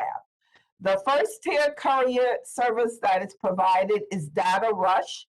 It's obtained from, the specimens are obtained from hospitals and pediatric clinics. We have over 465 newborn screener submitters. That's 61% of the newborn screen specimens, 78% of the first screen. The pickup is Sunday through Friday for delivery to the Department of State Health Services lab. We also have a second tier, which is FedEx. We have 229 newborn screening submitters there, which is about 16.4% of the specimens, 16.7% of the first screens. The pickup and delivery there is Monday through Saturday. Okay, well, once the sample reaches the lab, the sample is then put into 9 plates and distributed to 5 areas to test for our 55 disorders. If you could just pay attention to the tandem mass spec screening on the lower right-hand side, which is where we added XALD, so it goes into that pocket with tandem mass screening. And the new one for SMA is right in the middle at the bottom, where it was added with SCID and utilized that pod in terms of screening for the testing. So if you notice, there are groups of tests that are done with one sample. Well, what about reporting, the results reporting? Preliminary panic values are immediately forwarded by fax and by call, by the way, for some disorders. The final abnormal results immediately generate a case. The clinical care coordination staff begins follow-up protocols with hospitals, physicians, providers, and parents. All results are reported back to the submitting provider, whoever sends it in, via mail, via fax, via web portal, and our HL7 message. Well, this is an example. I'm going to only show 2 of the newborn screens, and it's the 2 new ones because that's the ones that we have more questions about. Here's a result coming from the Department of State Health Services and an abnormal XALD results. And it also says at the bottom, possible XALD. It's C260, and that's lysophosphatidylcholine elevated. Recommend confirmatory very long chain fatty acids and consultation with a pediatric metabolic specialist or a pediatric neurogeneticist within 7 days. The DNA report is to follow. Or it will say possible XALD with C260 LPC slightly elevated. If this is a second screen, you follow up the recommendations received from the clinical care coordination. Otherwise, you repeat the newborn screen within 7 days. Here is a result coming back for an abnormal SMA. And this one gets a little bit more complicated. For positive SMA results, it really depends on not only the SMN1 exon 7 detected, but it depends on the copies, the numbers of copies of SMN2 detected. So the first possibility is a probable SMA, deletion of SMN1 exon 7 detected, and copies of 0, 1, 2, and 3. And here they recommend rapid molecular confirmation, including SMN1 and SMN2 copy numbers, telephone consultation, and a referral to a neurologist or neurogeneticist within 24 hours. If, however, you have the same deletion of SMN1 exon 7 deletion, but you have copies 4, or 4 plus is detected, they recommend the same thing, that you do SMN1, SMN2 copy numbers, a telephone conversation, referral to a neurologist and neurogeneticist within 72 hours. And the final one, basically, well, it's one more after this, is the probable SMA deletion of SMN1 7 deletion, but 5 copies are present of SMN2 detected. And they recommend molecular confirmation, including the same SMN1, SMN2 copy number, and telephone consultation, and a referral to a neurologist or neurogeneticist, but within 7 days. So right away, you're beginning to see a pattern here of an increased number of SMN2 are really more protective of the child. The next one shows probable SMA again, with deletion of SMN1 exon 7, but they cannot find SMN2 copy, cannot be determined. Here they recommend same thing, rapid molecular confirmation, including SMN1 and SMN2 copy numbers, telephone consultation referral, and a neurogeneticist within 24 hours. And finally, if it's an unsatisfactory specimen, you're unable to evaluate the detection of SMN1 gene, you have to resubmit within 7 days. So those are some of the changes that we see in terms of how the Department of State Health Services lab are returning the positive results to us. Once you have a positive result, then the information goes to the clinical care coordinator who takes over, shall I say, then. The clinical care coordinators really work on cases that is open for each out of range result. The cases are monitored until an infant is cleared or diagnosis is determined. The resources are provided for guidance on recommendation action. If you have a positive screen with very elevated levels, that's an urgent follow-up, it's a medical emergency, it's reported immediately to the nurses in the newborn screening clinical care center. On the same day, the clinical care center nurse will notify primary care providers, whoever that is, by phone and fax, the laboratory result reports received from the Department of State Health Services lab. If no primary care provider is on the record for the newborn or cannot be located, the nurse will notify the parents directly. Really, you have to find the medical provider responsible for the medical care of the baby. You have to determine if the baby's in a hospital, and if a medical care provider can be located, you provide them with the results, you provide guidance for recommended action. If the medical provider cannot be located, you contact the parents to obtain the PCP information. If the primary care provider is not identified, you provide the results to the family and direct the family to an emergency room department if necessary. The clinical care nurse will coordinate with the emergency room staff if the family was directed to the emergency room. If the baby cannot be located, we utilize the Department of State Health Services regional social workers to assist with locating the baby, connecting the baby with healthcare providers and services.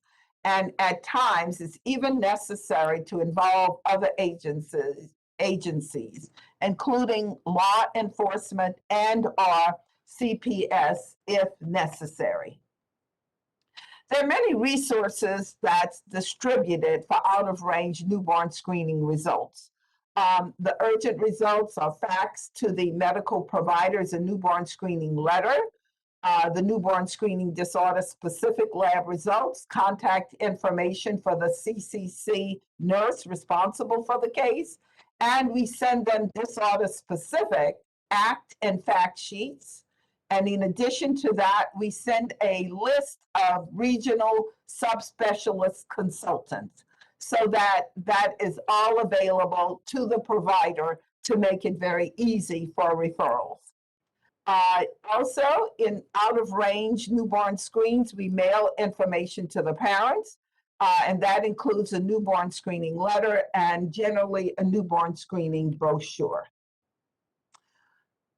I think this is a really interesting slide. It tells you what's happened in 2018 to 2020 in the number of Texas newborn screening diagnosed cases. This is for 54 conditions, but next year, of course, we will have 55 with SMA. SMA is not on this one. I think it's important to note that we just started number 30, X-linked adrenoleukodystrophy. And in 2019, we picked up 5 cases. And in 2020, we picked up 16 cases. And overall, in 2018, there were over 1,000 cases that were picked up. In 2019, over 911 cases. In 2020, 891 cases. And as of 2021, we already have over 800 cases that have been picked up, and the year is not out yet. I think these are not just numbers, these represent babies that we were able to intervene in, especially in those that had critical labs where we were able to change the outcome of mortality or morbidity. Here's just the cases of X-linked adrenoleukodystrophy starting in August 2019 through July 2020, and you can see the number of XALD cases that were picked up. And if we didn't pick up XALD, we picked up Zellweger syndrome, 2 cases and 1 carrier. Well, what else does the clinical care coordination do? They create for them after an abnormal first or second tier screening. They determine if it's critical or not. If it's critical, it's called in at any time. If it's non-critical, they do not call it in on Saturdays. Metabolic or neurogenetic specialists will evaluate the child to confirm the diagnosis, provide genetic counseling to the family, and assume initial care of the baby. And the PCP or specialists will coordinate the referrals to specialty care. For example, if it's PKU, you may need an endocrinologist. SMA, XALD, you will need a neurologist. Or transplants with SCID specialists may be involved in the care if the child becomes symptomatic. So depending on what the disease process is, the newborn screening have numerous resources that they have available for the provider to help care for the infant. Here, I think the resources consist of ACT and fact sheets. It consists of brochures, clinical flows, educational resources, and clinical care coordination.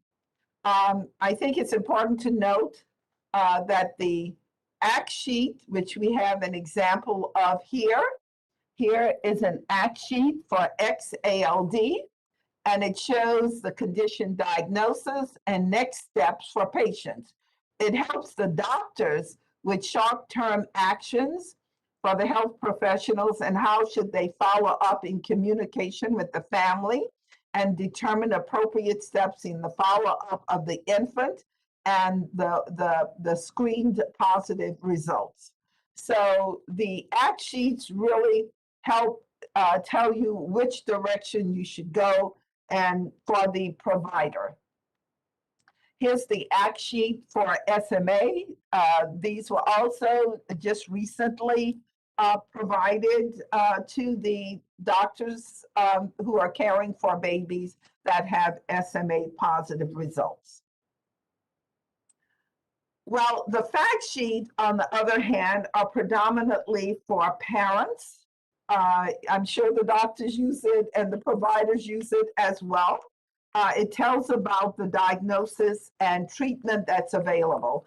And especially with the last 2 additions to newborn screening, it's important to get an idea of the the treatment for these diseases, especially SMA, where the treatment's very expensive, long-term, and really you have to deal with it in terms of who will be paying for the treatment of these diseases. So definitely the fact sheet is important here.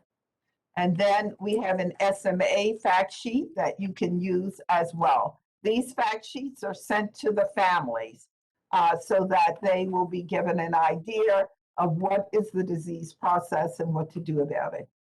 The newborn screening department has also developed brochures both in English and in Spanish for XALD here and for SMA here.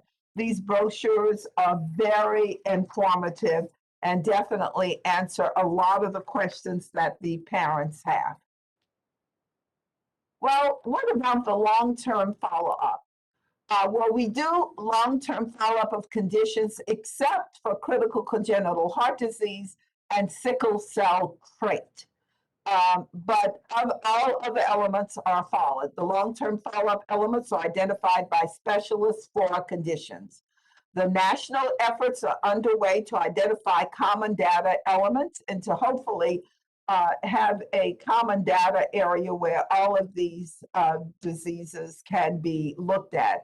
I think because there are a lot of new drugs that are out, for example, for SMA, even though they have gone through scrutiny, I think it's still very important because of the smaller number of patients that we keep this data in one place so that we will even collect more information about the side effects or the progression of the disease.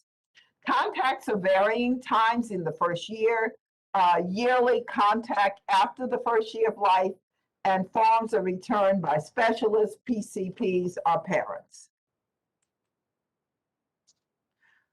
If you have long-term follow-up, for example, with PKU, girls with PKU will receive a letter reminding them of reproductive risk and importance of diet during pregnancy at 11 years of age. So this is very important. And the database is now being redesigned to reflect harmonized common data elements, and dedicated personnel for long-term follow-up are available in the newborn screening department. The newborn screening department has really a great support system. They have an omnibudsman, they have an education program, they have newborn screening benefits, they have contracts, and hearing screen help with the TEDdy, the early hearing detection and intervention program. Additionally, Children with Special Healthcare Needs Services Program to distribute parental support resources, flyers, financial support for those with confirmed conditions identified by newborn screening. And then we have the Regional Department of State Health Services social workers to help locate families and assist with linking them to the numerous other public services that are available. Our educational efforts are many. Not only do we have the ACT and fact sheets, the brochure for families, there are many conferences that are involved with multi-subspecialists for all providers in Texas. We have genetic counseling, internal training to improve communication on conditions with families, family perspective presentation for a family impacted by both. And then we have the Texas Health Steps modules for our newborn screening, which is absolutely great. It's kept update and it provides CME for all of us. Actually, this will end my presentation, and I want to thank you for all the work you do with newborn screening and making our babies that are screened positive, providing them with excellent follow-up, referral, and treatment. Just the last thing I'd like to say is that newborn screening saves lives. And it also saves the morbidity and the outcome of many of these babies. From the time we started with Guthrie, who wanted to just decrease uh, the CNS impairment that you see with PKU to where we are now is amazing. Thank you very much for your attention. Thank you, Dr. Guillory. We do have a question in the chat. It says, a question I get from clients a lot is why do two, and why that timeline? I have heard conflicting information about this, so if you could give us a quick overview of why the timing and the two screens are important. Thank you. Yeah, very good. First of all, not all states, because they're individually, do have two screens. So it's an excellent question. The Texas is one of 18 states that do two screens. Depending on the metabolite that you're checking for, in the first 24 to 48 hours, many of our babies aren't even on full feeds at that time. And so many times you'd like to have a buildup of the metabolite in a baby who's eating longer. So if you do the screen at 24 to 48 hours, you will miss certain conditions. If you do it later, you'll not only pick up those conditions, but you get a second chance to pick up other things as well. So the first one, and the answer to that is some are missed on the first screen, some are missed on the second screen. Combining them, we have a very good pickup rate. But only 18 states do it. So. Okay, thank you. You're welcome. We gotta have a response that says, thank you, that makes sense. Okay. And it looks like that's the only question we have so far. If we have any other questions that come later, people can send them to me or to one of our other staff members, and we will pass that on to you, Dr. Guillory, to try to get a response. Well, thank you very much for allowing me to talk. And this is a very important topic. And we appreciate what all of the providers do in terms of being part of that whole system of newborn screening. Thank you. It wouldn't work without you turning in the samples. So thank you very much. Great, thank you. We appreciate your time. Okay. And so that leads us to lunch. So we will have lunch for an hour, and we will say, let's be back here at 1:20. Again, for people who are viewing on YouTube, we will have a survey, a poll everywhere survey that we will be posting at the end of the summit. We'll also put a link to that survey on the webpage, and we'll ask that you complete the survey to be able to get your continuing education credits. And this will be for people who are registered for the summit. Thank you.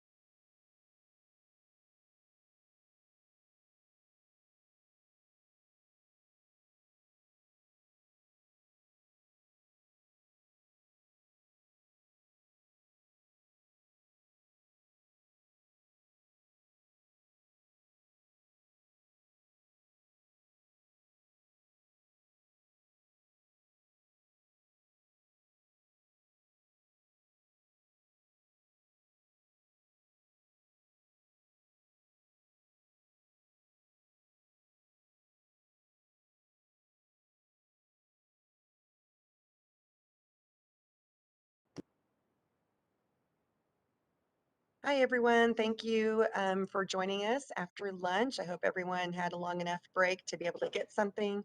I wanted to say that I know we're having some technical difficulties, and for people who are joining us through YouTube, you aren't able to use the chat feature for the questions at the end of the presentations. So we are going to have an email address that's monitored, so you can put questions in that way. And the email address will be displayed during breaks and occasionally on the YouTube screen.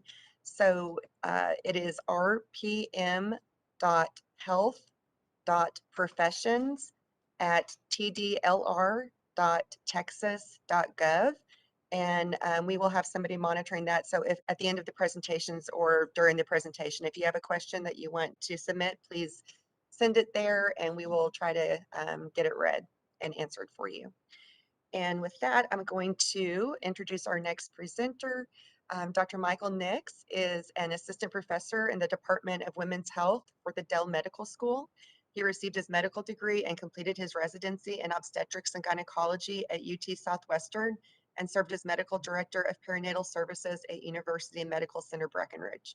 Dr. Nix has a special interest in patient safety and is the chair of the Seton Family of Hospitals Women's Health and Perinatal Network Clinical Care Council, and is a member of the National Perinatal Steering Committee for Ascension Health, and he is also one of our advisory board members.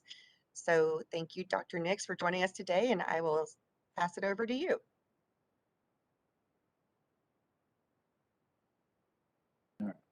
All right, I'm unmuted. Hopefully you are seeing my screen that just says COVID-19 and pregnancy. Yes. Okay, so thank you for that introduction. I'm happy to be here today, and this talk will be about COVID-19 and pregnancy. The views and opinions expressed are of me, not necessarily from the medical school nor the department that I work with, nor the TDLR, and do not constitute legal advice and our opinions of myself based on my research that I've done on this. So the first thing, let's talk about what we want to accomplish. I'd like to talk about the effects of COVID-19 on pregnancy. I'd like to become familiar, or everyone to be familiar with disease stratification, identify risk factors for COVID-19 during pregnancy, discuss some of the management of COVID-19 during pregnancy, and then evaluate the risks and benefits of the vaccination during pregnancy and lactation. So the COVID-19 or the severe, so COVID-19 is the disease caused by the severe acute respiratory syndrome coronavirus 2, SARS-CoV-2. Coronaviruses are a family of viruses that are single-stranded RNA viruses, and they have an envelope around them. And so that's what the big ball-like piece that you see around the coronavirus, that's the envelope that's around it. Now, some of the important anatomy of the coronavirus is just demonstrated here. The S protein is the highly glycosylated transmembrane protein that is, in effect, the way that COVID attaches and attacks our cells. There is a particular interest in the S protein because of that recognition and attachment. The inside, you have the RNA. This is not DNA, it's an RNA virus, and there are nucleocapsids associated with that RNA virus. There's a bilipid membrane, lipid bilayer membrane, and the reason that that is important is it allows the coronavirus to attach and basically become transmembranous to our cells because we have bilipid membranes, so that as it attaches, it allows for it to basically pass its contents into our cells. The hemoglobin esterase is involved in binding and receptor destruction, and then the membrane protein and the envelope proteins are involved in the virus assembly. So the way that the virus works, as you see here on the left of the screen, the SARS-CoV-2 attaches to this using the spike proteins, and the spike proteins bind to our ACE2 receptors that are on the outside of our cells. using the transmembrane proteinase or TMPRS. Facilitates that entry into the cells. RNA is then released within the cell, and so it basically takes over our cells and uses our cells' typical process for creating proteins to create its own viral proteins. These proteins are then assembled within our cells and then released as a brand new virus and expelled to attack other cells that are in our bodies. So the RNA virus does not incorporate itself into our DNA. The cell is typically disrupted or destroyed after releasing so much product of the additional viruses. So the cells that it's attacking are being destroyed, but it's not incorporating its DNA into us. There have been different variations of mutations that have been identified. One of the first mutations, alpha, beta, gamma, there's been at least 10 that have been identified or listed by the World Health Organization. Alpha, beta, and gamma are no longer widely circulating. The viral mutation of interest right now is a Delta virus, and that's what's circulating and causing disease. It was first identified in India in December of 2020.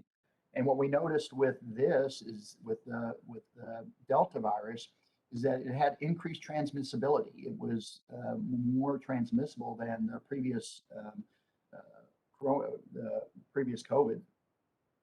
There was increase in hospitalizations, and potentially saw a decrease in the benefit that we had from monoclonal antibodies, which we'll talk about when we get to disease treatment. We also saw a decrease in vaccine effectiveness from contracting the disease, but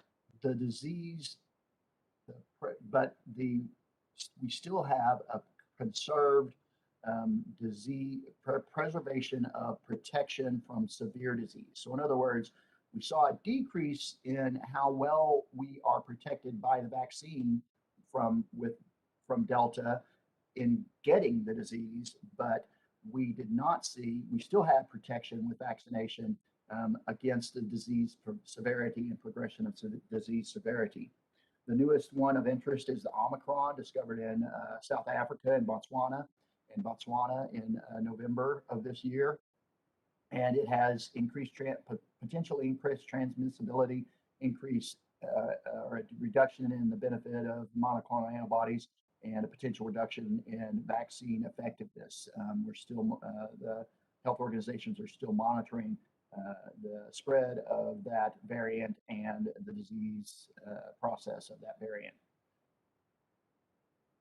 So in the US, I know early in the pandemic, we initially received reports of COVID-19 disease during pregnancy, and initially it was we were under the understanding that it didn't actually cause increased problems during pregnancy. But as data have started to accumulate, we see that there is definitely an increased risk of severe disease in those patients that are pregnant people, or that are pregnant. In fact, we'll go over some of the increased potential risks in the next slide, but looking at the total cases, and this is based on an access of a CDC website that shows total cases and kind of tracks. It's kind of actually interesting to play around on that website because you can look at a lot of different stats that have been collected, but looking at disease, pregnant women contracting COVID-19 in the US from January of 2020 to November of 2021, there's been 150,000 cases of women with COVID-19, with 250 deaths. Hospitalized cases, about 25,000, with 631 of those being ICU cases and ventilation being 138, with 40 cases of utilization of ECMO, which is extracorporeal membranous oxygenation. So we are able to track and see that pregnant women are definitely having disease and being affected.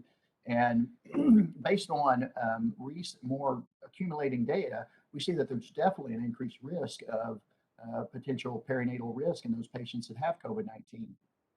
This is a retrospective analysis, cohort analysis of all deliveries using Premier data. Premier is one of these large data sets that all hospitals report their information, or many hospitals report their information to, and looking at 500,000 delivery hospitalizations, comparing COVID-19, any positive virus, versus no disease at all, we saw an increase in the rate of death in those patients that had COVID-19 virus, and that's that adjusted risk ratio is 17.0, meaning it's about 17 times more likely to die if you're pregnant and you get admitted to the hospital and have COVID-19 rather than if you don't have COVID-19.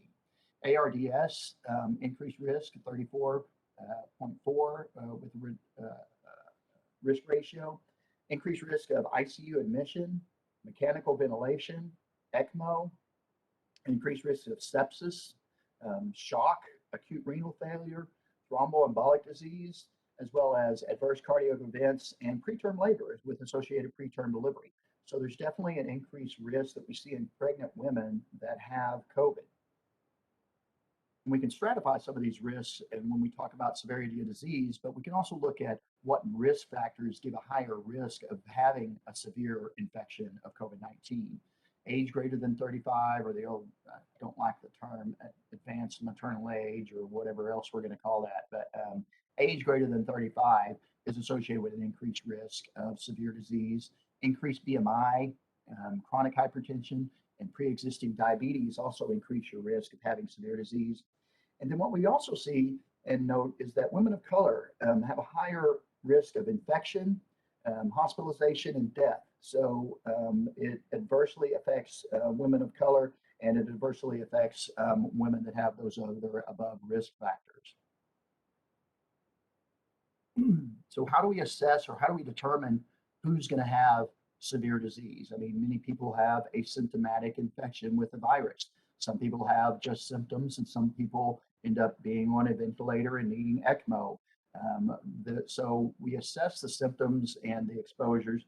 And then what I've got shown here, this came out in, I think, midsummer of 2020. And it's basically an algorithm for an outpatient assessment of likelihood of disease or need of disease in patients that have suspected COVID-19. This is available. It's going to be hard for you to read right now. I understand that. It's kind of hard for me to read right now, and it's on my screen. But it basically looks at whether there are symptoms present. If symptoms are present, then you conduct a severity assessment. And based on that severity assessment, you assess if there's other associated clinical or social risks, and then determine whether this person can be evaluated and treated as an outpatient, or if they need some sort of medical evaluation or inpatient treatment. And I'll talk a little bit about what we do for that evaluation. But this is currently accessible. I've got the address there is how you can find this, to have this as a quick and easy reference in your practice for your clients, so that you can determine if these clients need to be sent for additional evaluation. So starting off, if a patient is asymptomatic, there's really not going to be any change to clinical care. If they don't have any symptoms, we're not going to necessarily start any monoclonal antibodies or give any specific treatment other than discussing the things that we were talking about in all patients that have a positive COVID-19. Quarantining, testing and vaccination of any of those close contacts, hand hygiene to decrease transmission, masking in public to protect others, and then we recommend vaccination in those patients that are asymptomatic. If they develop symptoms, then they may become eligible for monoclonal antibodies. So if we will tell them about risk to look out for symptoms, and if they develop those symptoms, then we can refer them for treatment for monoclonal antibodies. In symptomatic patients, we have to determine the severity of their symptoms. And the two main things that we use for that is an ambulatory oxygen assessment using a pulse ox, as well as chest x-ray. We in the hospital continue to do Q15 vital signs for at least 2 hours to monitor the vital signs. And if their pulse ox is greater than 95%, then that's mild or moderate disease, and those are typically treated as an outpatient. If their pulse ox is less than 94%, they need further evaluation. With a chest x-ray, obviously if they have pneumonia, which I am an OBGYN, I read chest x-rays never, almost never, but I can tell that this person has pneumonia. And my suspicion is that since I found it on a COVID-19 website, this is probably COVID-19 pneumonia. But the fluffiness that is in those black opaque, those black areas, the lungs, all that highlighting that you see, and the exudate, that's all indicative of pneumonia on the chest x-ray. And so that's a patient, this patient definitely, I can tell you this patient is going to have an O2 sat of less than 95% and will be treated as an inpatient with this, this kind of x-ray. So if their O2 sat is greater than 95%, they either have mild or moderate disease. So these patients get a chest x-ray if they're symptomatic. And if their chest x-ray shows pneumonia, then we're probably going to treat them in hospital. If they don't have pneumonia, then they get referred, they may be monitored as an outpatient because they don't have an oxygen requirement. Their O2 sat is greater than 95%. And they can be referred for monoclonal antibodies. We'll talk we'll talk about that when we get to treatment options. We'll also do telehealth monitoring check-ins because this patient may progress, as we'll talk about how this disease progresses from viral infection to inflammatory response. But it may be early in the course of the disease, and this person may become worse as time goes on. Again, we're going to discuss quarantining, testing, and vaccination of close contacts, as well as hand hygiene and masking in public. And then ER precautions, what we typically call ER precautions, which is if you start getting short of breath, breathing too rapidly, start developing chest pain, cyanosis, blueness of the tips, the fingers or distal extremities, or if you have an unremitting fever, then it's time to come back into the emergency room and be evaluated. Because whenever you come back in, you may find out that the O2 sats are less than 95%. So whenever the O2 sats are less than 95%, we're dealing with either moderate, severe, or critical disease. Moderate disease, even with moderate disease, we admit to the hospital. These patients are going to get an evaluation with a CBC, as well as with electrolytes. Consider doing D-dimers and CRP, and that's looking to see if there's been any evidence of thromboembolism. These patients will get an EKG, and then we'll also use fetal monitoring based on gestational age and oxygen requirement. For treatment for these patients, pretty much any patient will receive dexamethasone if they have an oxygen requirement. Dexamethasone, we can, if they're if they're preterm, we will give the dexamethasone not only for fetal lung maturity, but we'll continue that dexamethasone as a treatment for the COVID for a daily dosing of 10 days or until the patient is discharged. The other treatments will consider Remi or remdesivir. We'll provide anticoagulation, and then we'll initiate monoclonal antibody therapy for those patients that have high oxygen requirement.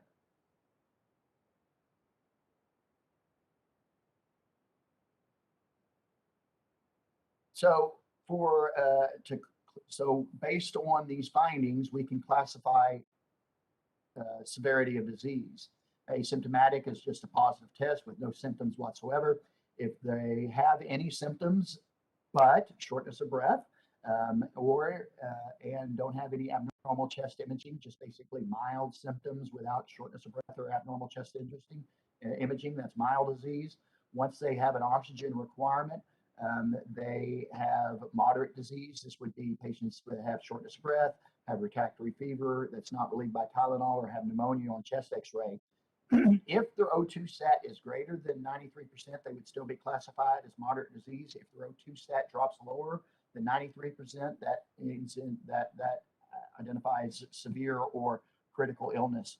Severe illness being a respiratory rate greater than 30 breaths per minute, or an SiO2 less than 93% on room air, or lung infiltrations for greater than 50% of the chest x-ray. And with critical illness, this is respiratory disease, respiratory failure. These patients may have signs and symptoms of septic shock and may have multiple organ dysfunction.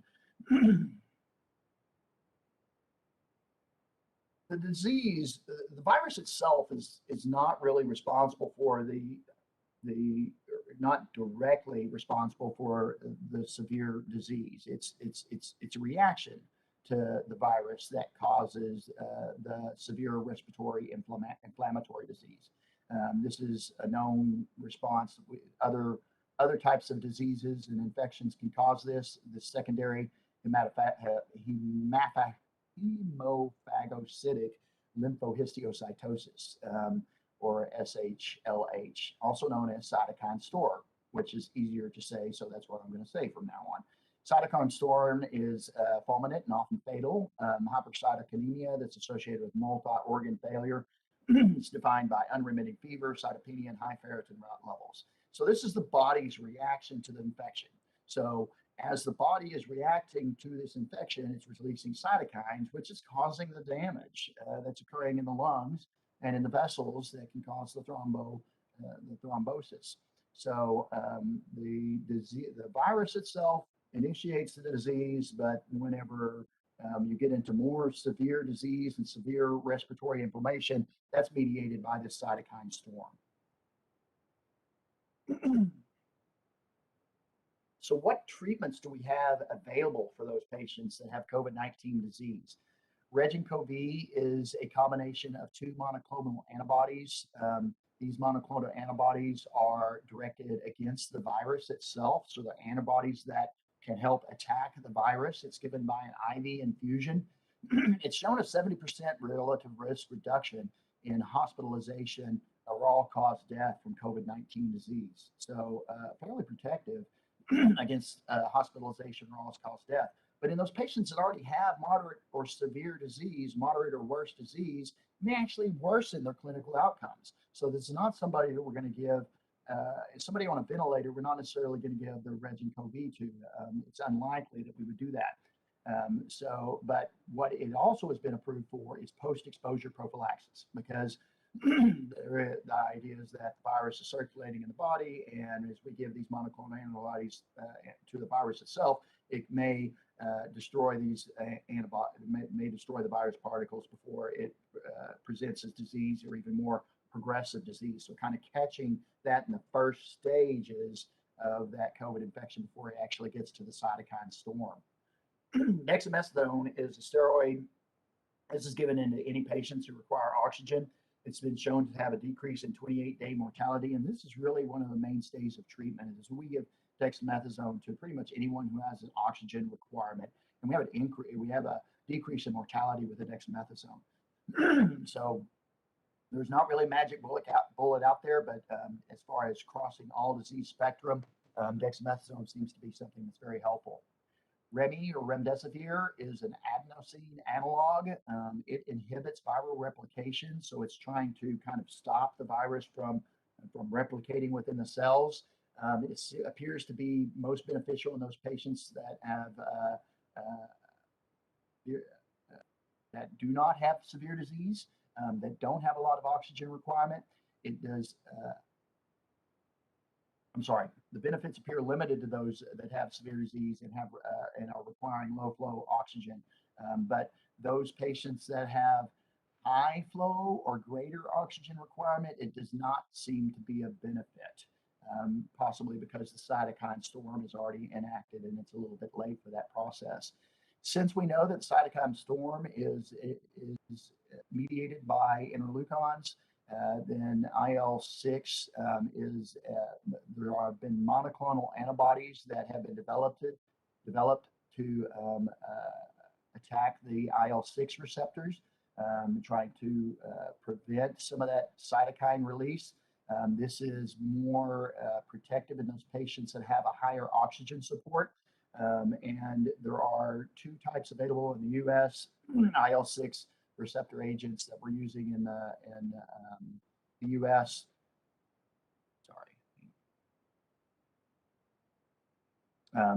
Each of these showed a reduced mortality in those patients that have a high oxygen requirement compared with standard of care. Some of the newer medication that's available now is a Janus kinase receptor or a JAK receptor. JAK is involved in the cell adhesion and cellular polarity. So the patients that have severe pneumonia may show that there's probably a likely benefit in those patients that have severe pneumonia. The concern about JAK is that it theoretically could affect embryonic development. But so far, we only have one published case report of human use from the second trimester that they were using it daily, but they had no adverse effect with the use of baricitinib. And I had to look up on the web to figure out how to pronounce that. And I'm still not sure I'm pronouncing it correctly.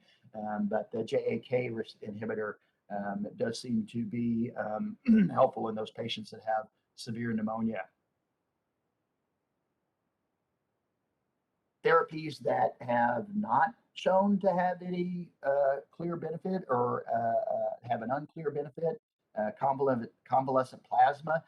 There was quite a bit of hubbub about this earlier in disease course, earlier in the 2020.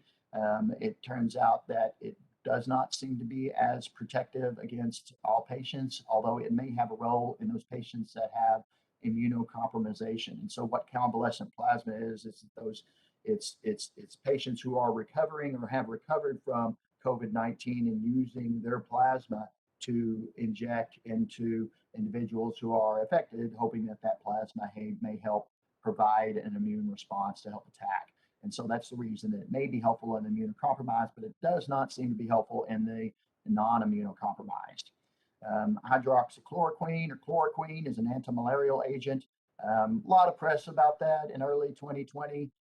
It does no good. So it is potential cardiac toxicity. We actually had plenty of reports of cardiotoxic events of patients that took hydroxychloroquine either with medical advice or without medical advice, but it does not show that it actually is helpful at all.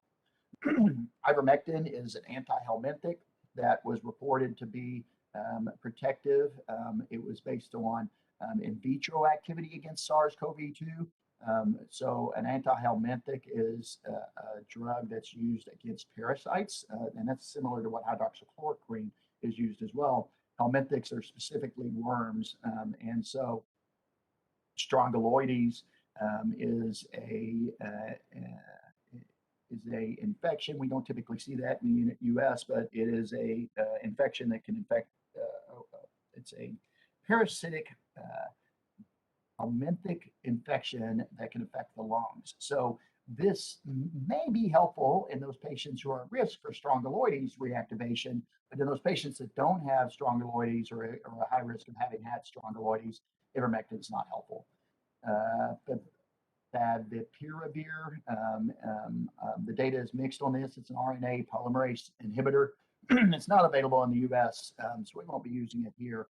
But currently, the clinical trials are in process, although it is not clear that it's helpful. There's a lot of confounding data to the trials that were published that actually showed a benefit from favipiravir.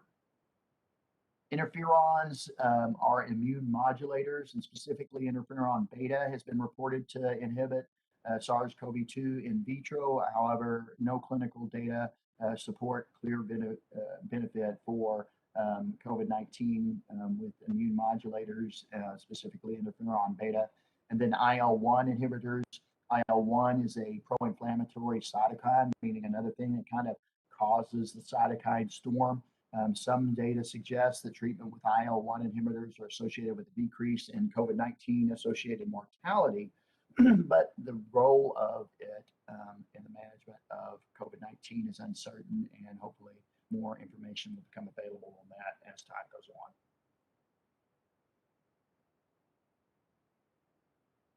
So many times we need to take into consideration what the effects of breastfeeding are with COVID-19 infection. And current evidence does not suggest that breast milk is not likely to spread virus to babies. So moms that are breastfeeding, it's recommended that they do have the vaccination and booster if they've already completed the vaccination course. And then we also recommend washing hands before breastfeeding or expressing breast milk. And then if a mom is sick with COVID-19 and they have they're having therapeutic agents, then there needs to be a close discussion about what the risk of those therapeutics or agents are during breastfeeding. Also, what the risk of transmitting COVID-19 to the breastfeeding illness is, to the breastfeeding baby is. Um, uh, I know that early on we were recommending quarantining, but that's just not realistic in most clinical pictures. And so this needs to be an informed decision-making process involving the mom and the infant care team, as well as the maternal care team, as to whether to continue breastfeeding or how to continue breastfeeding in a mom that does have COVID-19. I think typically what I see is that after this discussion has occurred, then typically mom does continue with breastfeeding, and the PDs are typically just fine with that. So there's not, but it does warrant a discussion, and specifically if moms are on some type of medications to treat that COVID-19. All right, now to the meat. COVID-19 vaccinations and pregnancy. So in the US, there's kind of two types of vaccinations that are available. One is an mRNA vaccine, and that's made by Pfizer and Moderna. And then the other is a viral vector vaccine made by Johnson & Johnson. So for the mRNA vaccine, and that's what's depicted here, although the viral vector vaccine works very similarly, the mRNA, we basically create mRNA that codes the spike protein of the virus. That is then encapsulated in lipid nanoparticles. And then these lipid nanoparticles may attach to the human cell. They release that mRNA code. That mRNA is then transmitted into spike proteins. And so those spike proteins then elicit that same immune response. Now, this looks kind of similar to that earlier slide that I showed about what happens with infection with COVID-19, except with this, there's no actual production of virus. There's no incorporation into host DNA, and the RNA is actually broken down within a few days. So this is basically giving our cells some spike protein so that our cells can learn to provoke an immune response to that. With the viral vaccine, it's fairly similar to that, but rather than encapsulating it in lipid nanoparticles, it's actually put into a non-replicating adenovirus that has been used, and there's kind of these different classifications, adenoviruses that have been used for this vector, the way to transmit this or the way to get these inside the cells. But similarly, rather than being coated inside of lipid nanoparticles, it's actually living inside of a virus that then attaches into the cell and releases those particles in the cell. Now, there's not any coding for replication of the virus, so the adenovirus does not replicate, and there's no alteration of host DNA. It's RNA, it can't get into the DNA. So this is all, this vaccination is an attempt to provoke an immune response. Well, that immune response is exactly what causes the problem when we get to severe disease. In other words, it's the cytokine storm that causes severe disease, but there's not enough of these viral particles present to cause a true cytokine storm.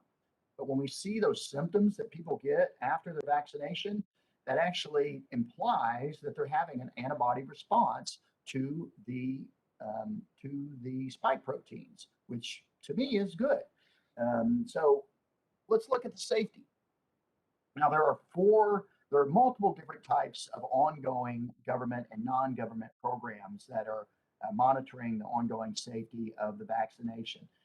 One of the largest is the Vaccine Adverse Event Reporting System.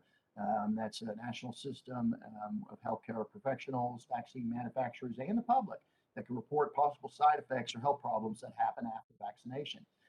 VSafe is another vaccine reporting network. The Vaccine Safety Data Link and the Clinical Immunization Safety Assessment Project, as well as BD steps from the CDC, are other ongoing safety monitoring systems. And with each one of these safety monitoring systems, we've not seen any evidence that's associated with infertility, or miscarriage. And there's no evidence of any adverse maternal effects or fetal effects from vaccinating pregnant individuals. Now, there are side effects: pain at the injection site. I myself felt no pain. I didn't even know I got the first injection. I couldn't even feel the first injection. The second one, it was uncomfortable for about a day or so. Now, I got that from a pharmacy student, right? And my first shot was actually from a physician, so I don't know if that had anything to do with it. But I can say that my side effects were fairly limited, although I know plenty of people who have had some of the other side effects, kind of the 24 to 48 hours of fever, muscle pain, joint stiffness, joint pain, headaches, fatigue, kind of like you have a viral illness. And plenty of people have had that. It seems to be more common after the second dose, and some people are getting it after their booster doses as well. But once again, this is likely kind of a, it's not a cytokine storm, but this is likely represents your body starting to respond and starting to fight this. So as you release those cytokines, it causes these things. When you get sick and you feel like crud for 5 days, it's not because the virus directly is causing you to feel like crud. It's because your body's reacting to clear it, and the things that your body releases to clear it make you feel like crud. And so feeling like crud a little bit after a vaccination actually may be some sort of evidence that you're responding to it appropriately. Efficacy of COVID-19 vaccinations during pregnancy. Once again, we have limited data, but that data is growing, but it seems to be just as effective in pregnant individuals as well as non-pregnant individuals, so equally effective across the two. And what we do know is that even though the vaccine, especially with the new variants, is that the vaccine may not protect you from infection, but it does protect you from getting severely ill. And in fact, most of the hospitalized patients did not receive COVID-19. And those patients that did receive COVID-19 and had the infection, in our hospitals, none of them were on the ventilator. None of them were in the ICU. So it does seem to, even though you may get an infection, a patient may, or someone may get an infection after vaccination against the disease, if what they have a protection against is severity of that disease. So the severity is much lower in those patients or those people that have been previously vaccinated. And there's been a lot of concern about what happens with vaccination, what are the risks of vaccination in pregnancy. So multiple different organizations have come together to make a joint statement. And each one of these probably also has their own solitary statement, but together we're talking to ACOG, family physicians, there's the Association of Nurse Practitioners, ACNM is there, as well as infectious disease societies. So multiple different societies came together, and it is to get one organization to come out with a statement takes a lot of work. To have this many organizations come together to make these statements, that just tells me that there's a propensity of evidence and opinion that the vaccination is not only safe, that it's recommended during pregnancy. So these statements, as the leading organizations representing experts in maternal care and public health professionals that advocate and educate about vaccination, we strongly urge all pregnant individuals, along with recently pregnant, planning to become pregnant, lactating, and other eligible individuals to be vaccinated against COVID-19. Pregnant individuals are at increased risk of severe COVID-19 infection, including death, with cases rising as a result of the Delta variant. The best way for pregnant individuals to protect themselves against the potential harm from COVID-19 infection is to be vaccinated. Maternal care experts want the best outcomes for their patients, and that means both a healthy parent and a healthy baby. Data from tens of thousands of reporting individuals have shown that COVID-19 vaccination is both safe and effective when administered during pregnancy. The same data have been equally reassuring when it comes to infants born to vaccinated individuals. Moreover, COVID-19 vaccines have no impact on fertility. Pregnant individuals and those patients or those planning to become pregnant should feel confident in choosing vaccination to protect themselves, their infants, their families, and their communities. So it is safe during pregnancy. at least safer than the alternative. And all accumulating evidence appears to show that as well.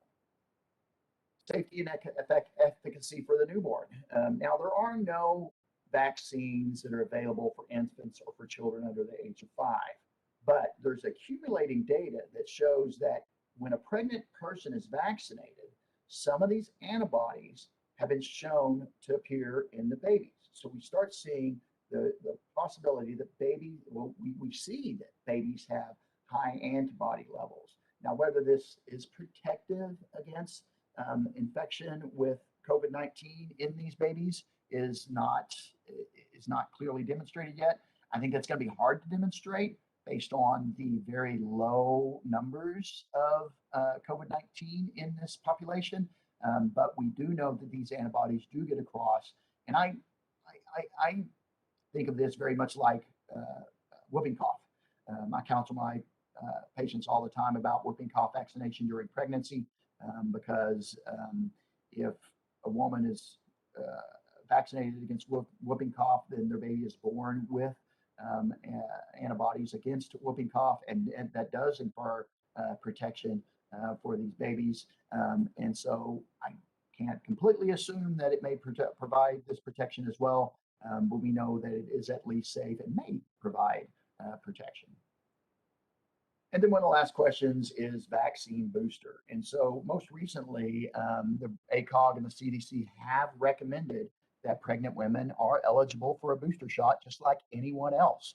And it can be given by any COVID-19 vaccine, no matter what, it doesn't matter what type of vaccine was their initial vaccine, any COVID-19 vaccine is available for their booster. They don't have to have the same type of vaccination in order to get a booster. So boosters are recommended during pregnancy as well as outside of pregnancy as well.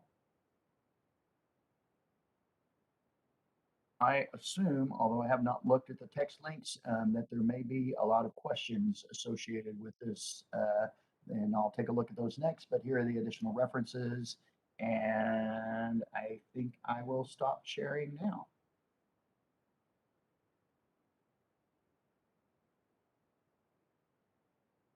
Thank you, Dr. Nix. That was a really informative presentation.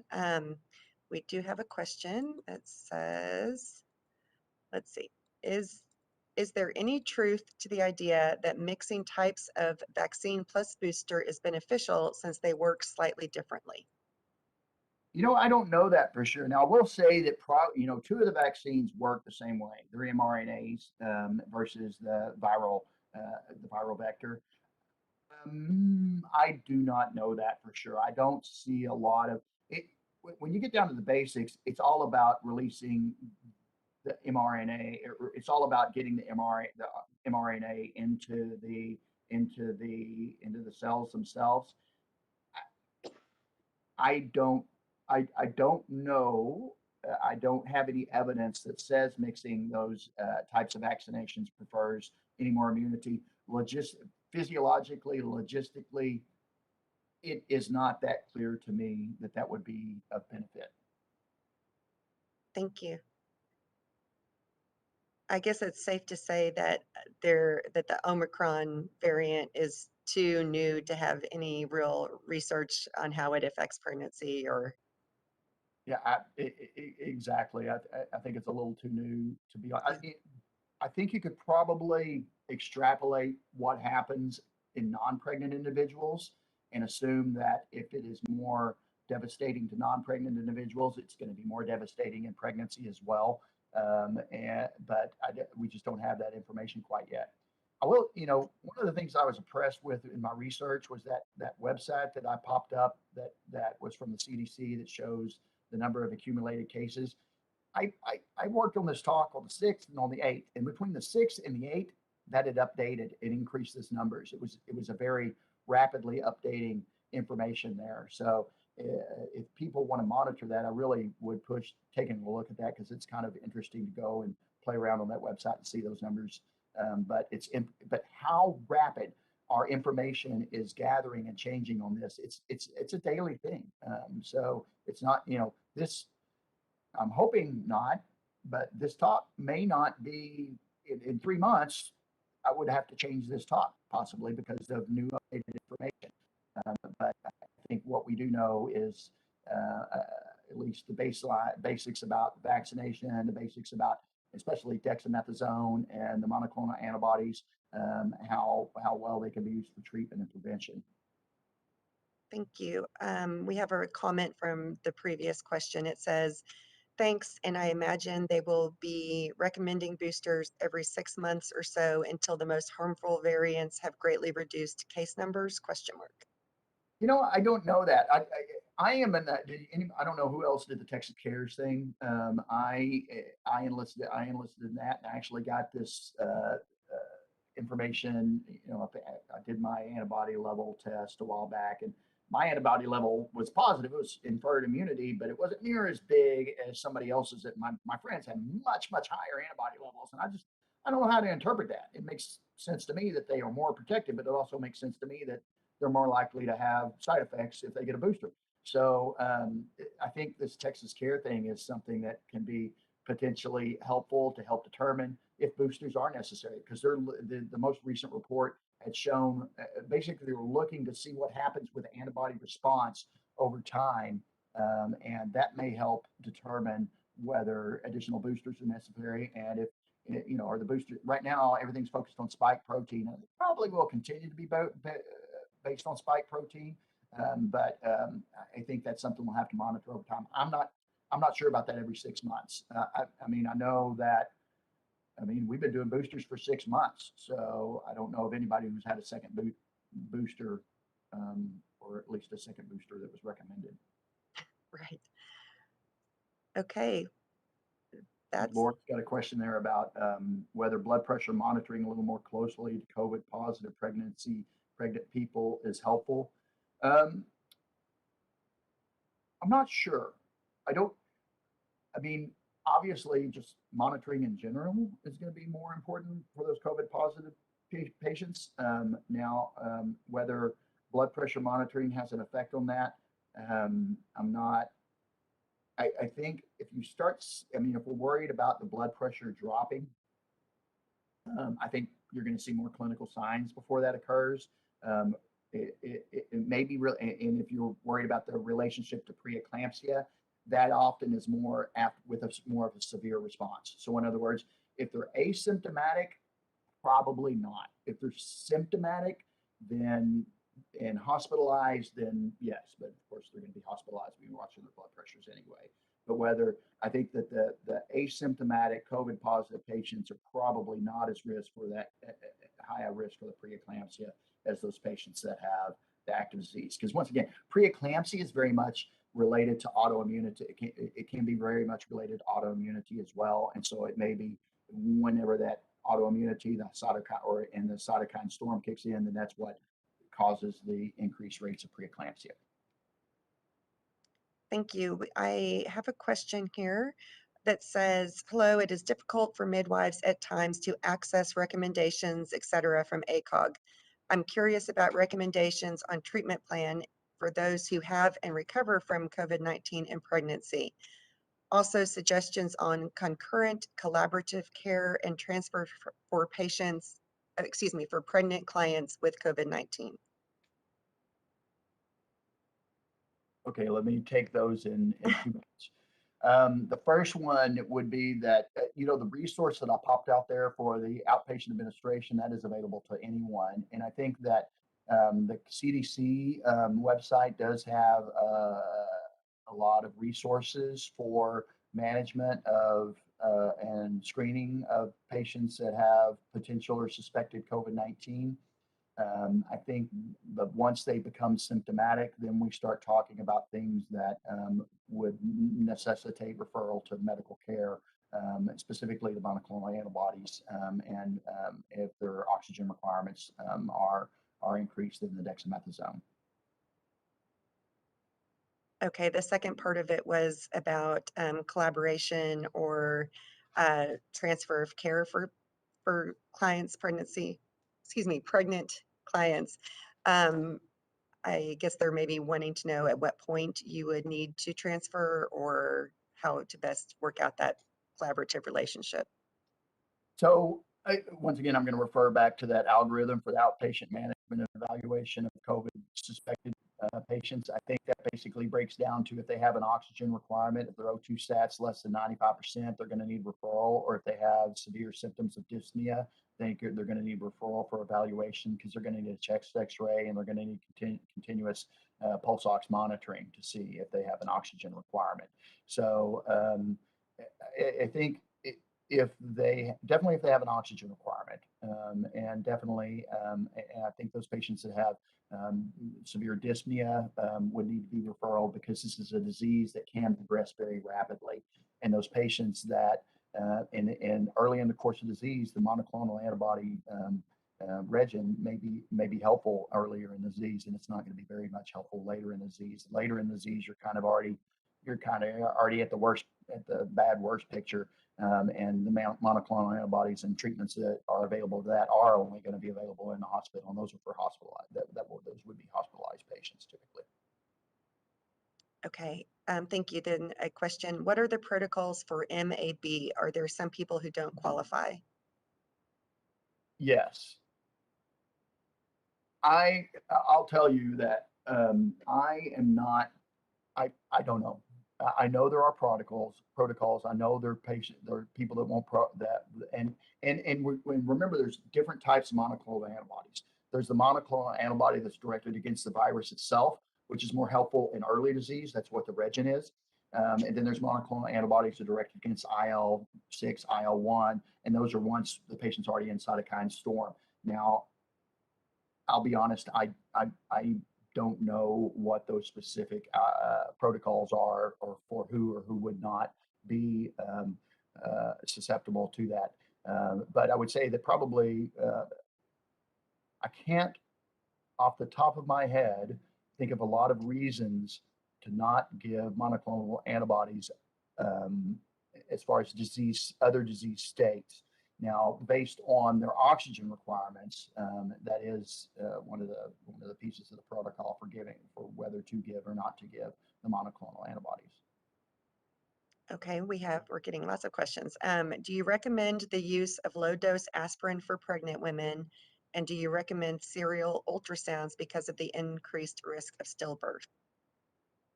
So, aspirin for pregnant women that no, not necessarily for pregnant women that have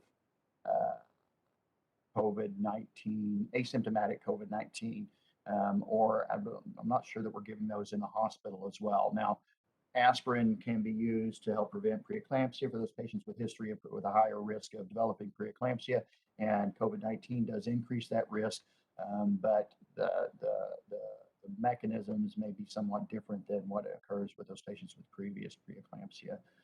Serial ultrasounds because of the increased risk of stillbirth. Now, if a patient is pregnant and they have COVID-19 disease, then yes, they're going to get serial ultrasounds. If they've passed the disease and the disease is no longer present, then I think that risk of stillbirth is much less. It's the active disease state that tends to increase the risk of stillbirth. Once the disease state is passed, then I don't think that's much interested, not much more risk. And then I think we skipped a question is how O2 requirement, do we measure it, where we measure it? Sitting, usually we see it sitting or lying down. I think probably sitting or lying down is the best. If somebody's walking, I don't know if that would give you the appropriate, you may have some desaturation related to that, but I think sitting or lying down would be the most common ways that we're checking O2 sats for those. Thank you. Related to the question I asked earlier about collaboration and transfer, we have clarification that says I'm specifically referring to clients with mild COVID symptoms at the time of labor. Should they all be transferred for hospital birth?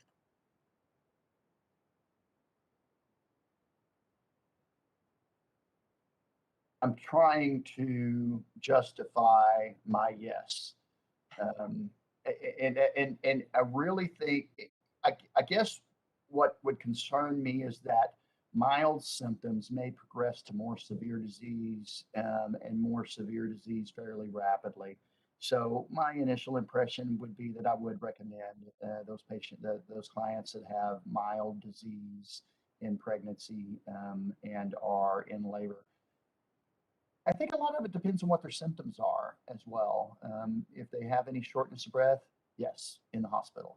If the symptoms are not necessarily shortness of breath, maybe it's a low-grade fever, then that may not.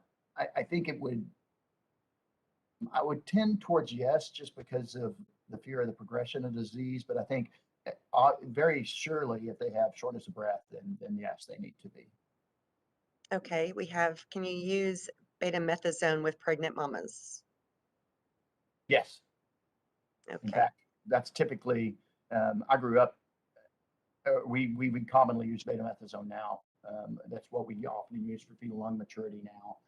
So we do use betamethasone, but I think dexamethasone is what most of the studies had incorporated.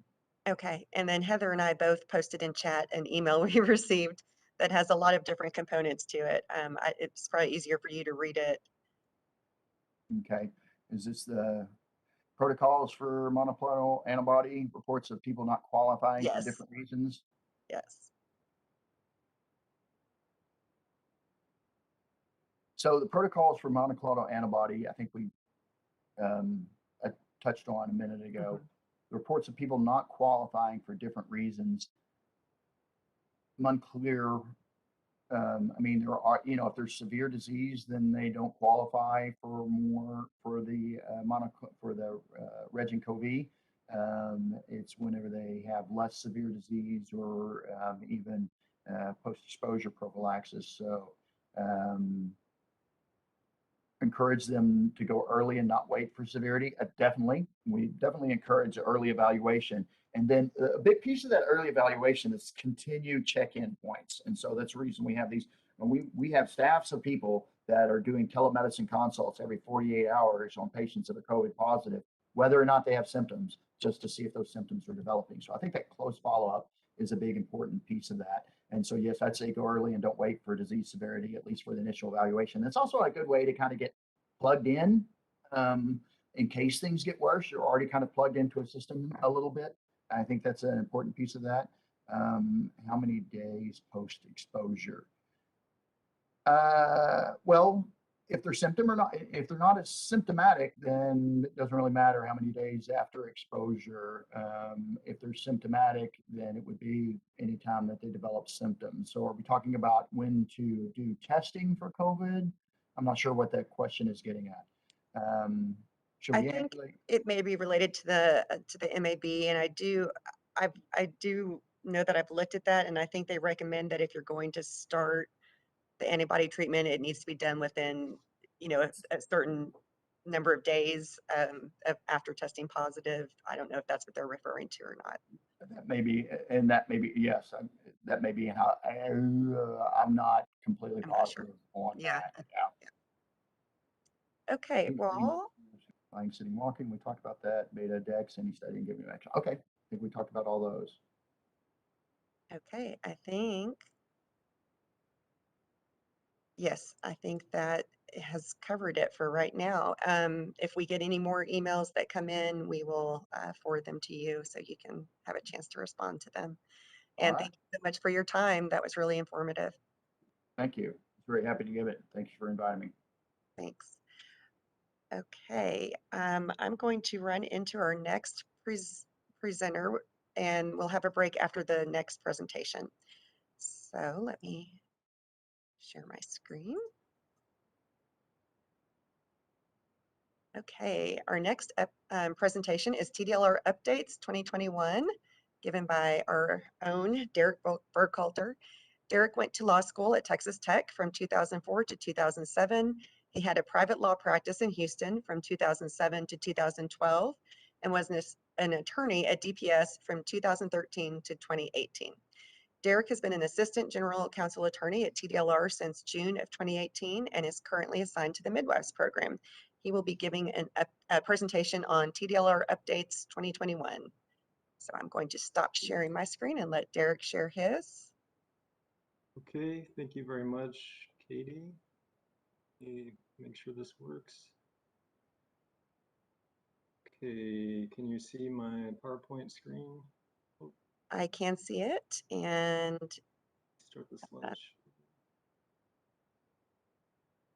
we're not seeing it in slideshow yet. Okay. There it is. Now it's working. Okay, all good. Okay, I'm Derek Burkhalter. Some of you may know me from our advisory board meetings. I'm happy to be the Assistant General Counsel for TDLR assigned to the Midwives program. So this presentation is going to be a legislative update and an update on our recent rules that were just passed this week by the Commission. So this past legislative session, 2021, was the 87th legislature. This was a really big session for TDLR because our sunset bill was involved. And we'll talk about what sunset is real quick, just to make sure everyone understands what it is. So a sunset review determines if agencies are still necessary or if they can be improved. Basically, the law sets an expiration date, a sunset date for each agency. And the agency will be abolished on the sunset date unless the legislature passes a bill continuing the agency. And so the Sunset Commission is actually its own agency, and it has staff, and they come do a full review of the agency. And they did this with TDLR over 2019, 2020, and parts of 2021. I mean, they came in and just review all of our processes, make sure everything is right.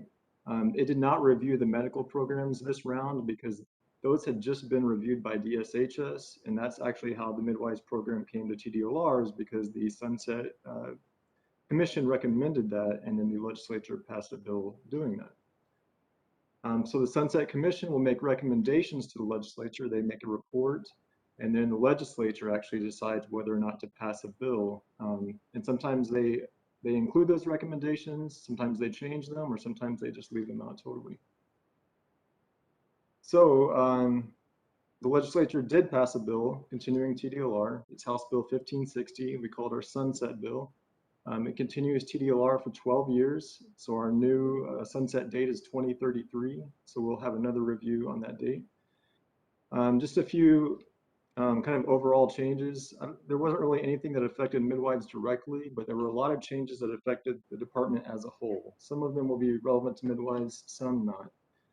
So for advisory boards, so these changes are we're talking about the Occupations Code. Chapter 51 of the Occupations Code is what actually enables TDLR to exist and tells TDLR what it can do. And then Chapter 203 of the Occupations Code is specific to midwives, and it tells the department how to run the midwives program. So the changes I'm going to talk about right now are changes to Chapter 51, so to the whole department process. So they made changes that authorized TDLR to call advisory board meetings as needed. There were some programs where you had to have a meeting every year or every 6 months. So those were taken out, and now we can just do it as necessary. Allows the advisory boards to hold video conference meetings. We did this throughout COVID, basically because we had a waiver from the governor saying that you don't have to follow the Open Meetings Act in this regard. So they gave us basically permanent authority to hold video conferences even when COVID passes. Also authorizes TDLR to create interdisciplinary advisory boards to coordinate expertise among different programs. So there may not be anything that really fits with midwives, but for example, like our driver training program could mix with our motorcycle safety program, and those advisory boards could get together and have one big board and decide issues that are relevant to both of them. Some changes regarding inspections. TDLR, they want us to establish a risk-based approach to inspections to prioritize the higher risks. The same with complaints, things that are more risk to the public, they want us to prioritize those. It removes subjective licensure provisions. So those are things like honesty, integrity, and trustworthiness. They're things that mean different things to different people, and there's not really an objective standard that we can go by. So they took some of those provisions out. And it also clarifies our general authority to adopt rules requiring continuing education. So it basically says we can require continuing education for any of our license types. It provides authority to order refunds. If consumers have been harmed, we can order the licensee to refund those consumers. It requires TDLR to maintain statistics on complaints regarding its licensees. So this is an enforcement thing. They have to provide more information on our website. And requires TDLR to dismiss low-level complaints, and that's kind of part of the prioritization changes. So some big changes to other programs. This Sunset Bill eliminates the polygraph examiners program totally. So that means you no longer have to have a license to be a polygraph examiner. They do have to have certification and things like that, but they're no longer required to have a license from TDLR. The barbering and cosmetology programs, which were separate programs, are being combined into one big program. The Sunset Committee found that there were a lot of license types in one program that are really similar to the others, so there was a lot of kind of repetition. It restructures the driver training program to make new license types that are kind of differently structured. With combative sports, they remove some license types, seconds, matchmakers, and event coordinators. And it moved the home warranty regulation from the Texas Real Estate Commission to TDLR. So those are all the Sunset Bill provisions that are kind of interesting, kind of relevant. Another bill that passed, Senate Bill 1941. So this is about hyperemesis gravidarum. I'm sure I didn't pronounce that right, but I'm just going to call it HG for right now. So this bill, it defines HG as a disorder that causes a woman to experience extreme persistent nausea and vomiting during pregnancy that may lead to dehydration, weight loss, or electrolyte imbalance. So the bill requires the Health and Human Services Commission to develop and implement a 5-year strategic plan to improve the diagnosis and treatment of and raise public awareness of HG.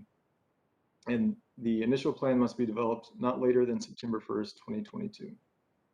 And so this 5-year strategic plan that HHSC has to provide, it has to increase awareness among state-administered program providers who serve women at high risk. The plan should establish a referral network of community-based healthcare providers and support services, increase women's access to formal and informal peer support services, raise public awareness, and leverage sources of funding to support existing community-based screening, referral, treatment, and support services. So, there's not a whole lot being done here, except it requires HHSC to make this plan and implement the plan. So these things should be done by HHSC.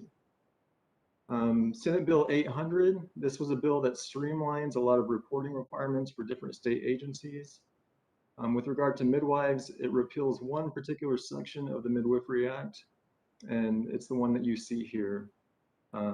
So this was a provision that required preparing and publishing reports on the practice of midwifery, but it really didn't tell us what kind of information it wanted or what the purpose of the report was. We were already doing several kinds of reporting, but the legislature said, let's just go ahead and take this out. Senate Bill 40 is another one that passed.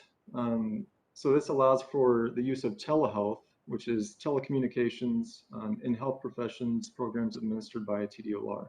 This may not be too relevant to midwives because there probably aren't a lot of things that you can do where you don't need to have hands-on sort of treatment. But basically it says a health professional providing telehealth services is subject to the same standard of care that would apply in an in-person setting. So the intent of the bill is not to change the care, it's just to allow for the mode of the care to be changed. And this is all to accommodate, of course, the emergency that COVID produced and the high demand for telehealth services that came out of that. And so the department is currently developing rules to provide some like basic general requirements for telehealth. And then each separate advisory board for the profession can then go in and kind of fine tune the rules that it wants. So that may be something that possibly gets discussed by the advisory board in some future meeting. And as I said, the advisory boards can recommend more specific rules.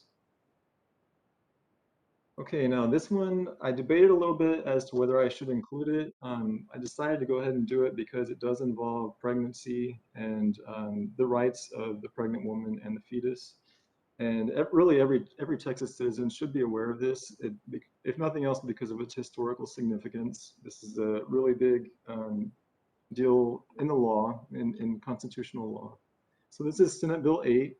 called the Texas Heartbeat Act. It went into effect September 1st, 2021. It's kind of a long bill. There are a lot of nuances. I tried to basically just summarize it to get the basic concepts across. So if I've made any mistake, it's not because of any bias. It's just I've done the best I can to kind of summarize. So SB 8 prohibits a physician from performing an abortion if a fetal heartbeat is detected, except for medical emergency. It also requires the physician to check for a heartbeat before the abortion. Now, this is kind of the big provision. Any person, except the government, may bring a civil lawsuit against any person, except the pregnant woman, who performed or induces an abortion in violation of the act, in other words, a heartbeat was detected, knowingly engages in conduct that aids or abets the performance of an abortion in violation of the act. Now think of what that means, aids or abets. It doesn't give much guidance. It does say that paying for the abortion or reimbursing it through insurance would be aiding or abetting. Some have suggested that even an Uber driver could be prosecuted for aiding someone by giving a ride to the abortion clinic. Of course, they would have to be knowingly engaging in that conduct. And also against anyone who intends to engage in the conduct described by paragraph 1 or 2. So even if you just intend to help someone get an abortion that violates this law, you could be prosecuted. So some important things to point out. Like I said, any person except the government can sue any person except the woman. And so this is not a criminal lawsuit. This is a civil lawsuit in civil court.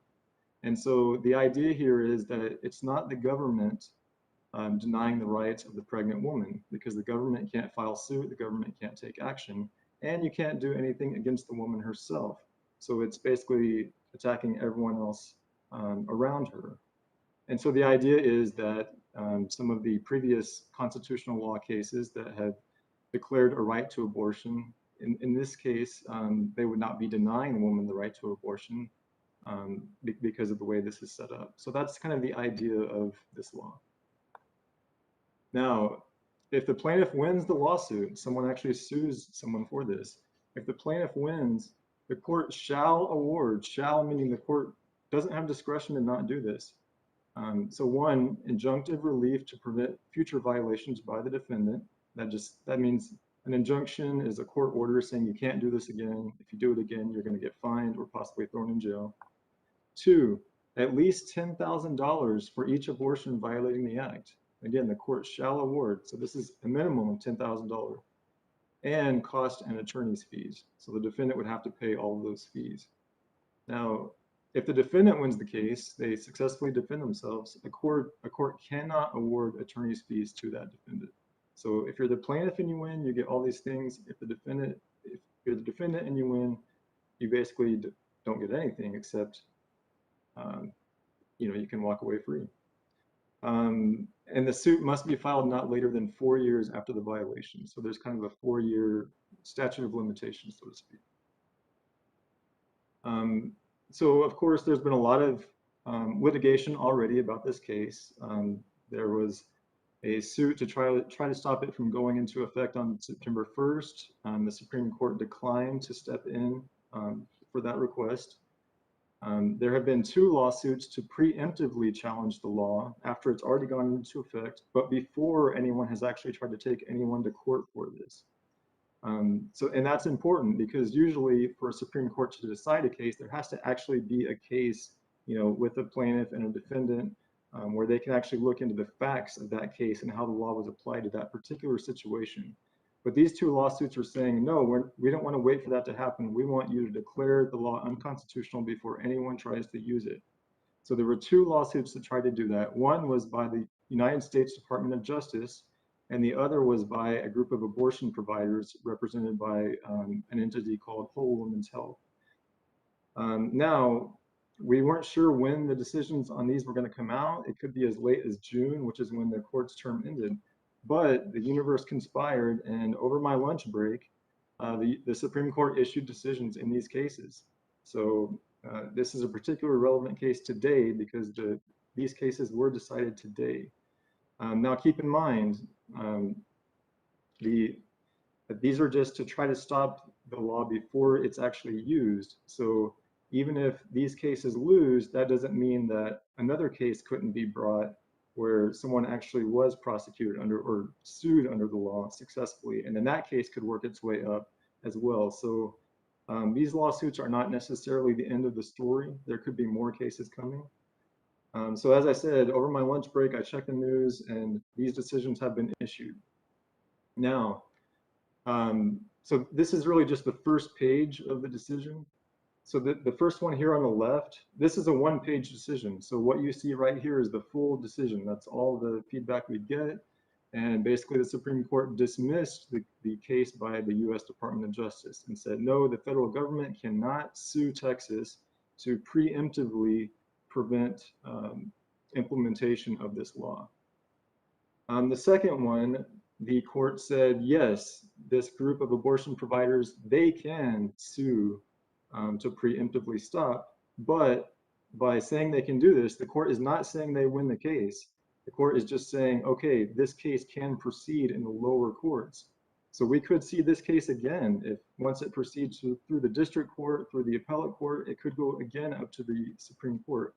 But this case was kind of just a preliminary, can this case even go forward decision? And the Supreme Court said, yes, this one can go forward, not the Department of Justice case. So this is a 50-page long decision. I did not have time to read it over my lunch break. And I'm not prepared to sort of give opinions on it or anything like that. But you should just be aware that it's out there. Go read it if you're interested. As the law currently stands, from this attorney's perspective, SB 8 is still in effect. There are cases developing at the state district court level. I believe yesterday news came out that one state judge had declared the law unconstitutional, but allowed the trial to go on or something like that. So this is a very developing area of law. Stay tuned. There's definitely a lot more to come on that. Let's see, I wanted to talk about some bills relevant to midwives that failed, but I'm kind of reaching the end of my time, so I'm gonna kind of push through these a little bit. House Bill 136, it failed. It was trying to address concerns regarding the lack of accurate information regarding the number of mothers who die after childbirth. It was voted out of the House committee, but the full House never voted on it, so it died. Senate Bill 735, and I think this is a really important one for you guys to know.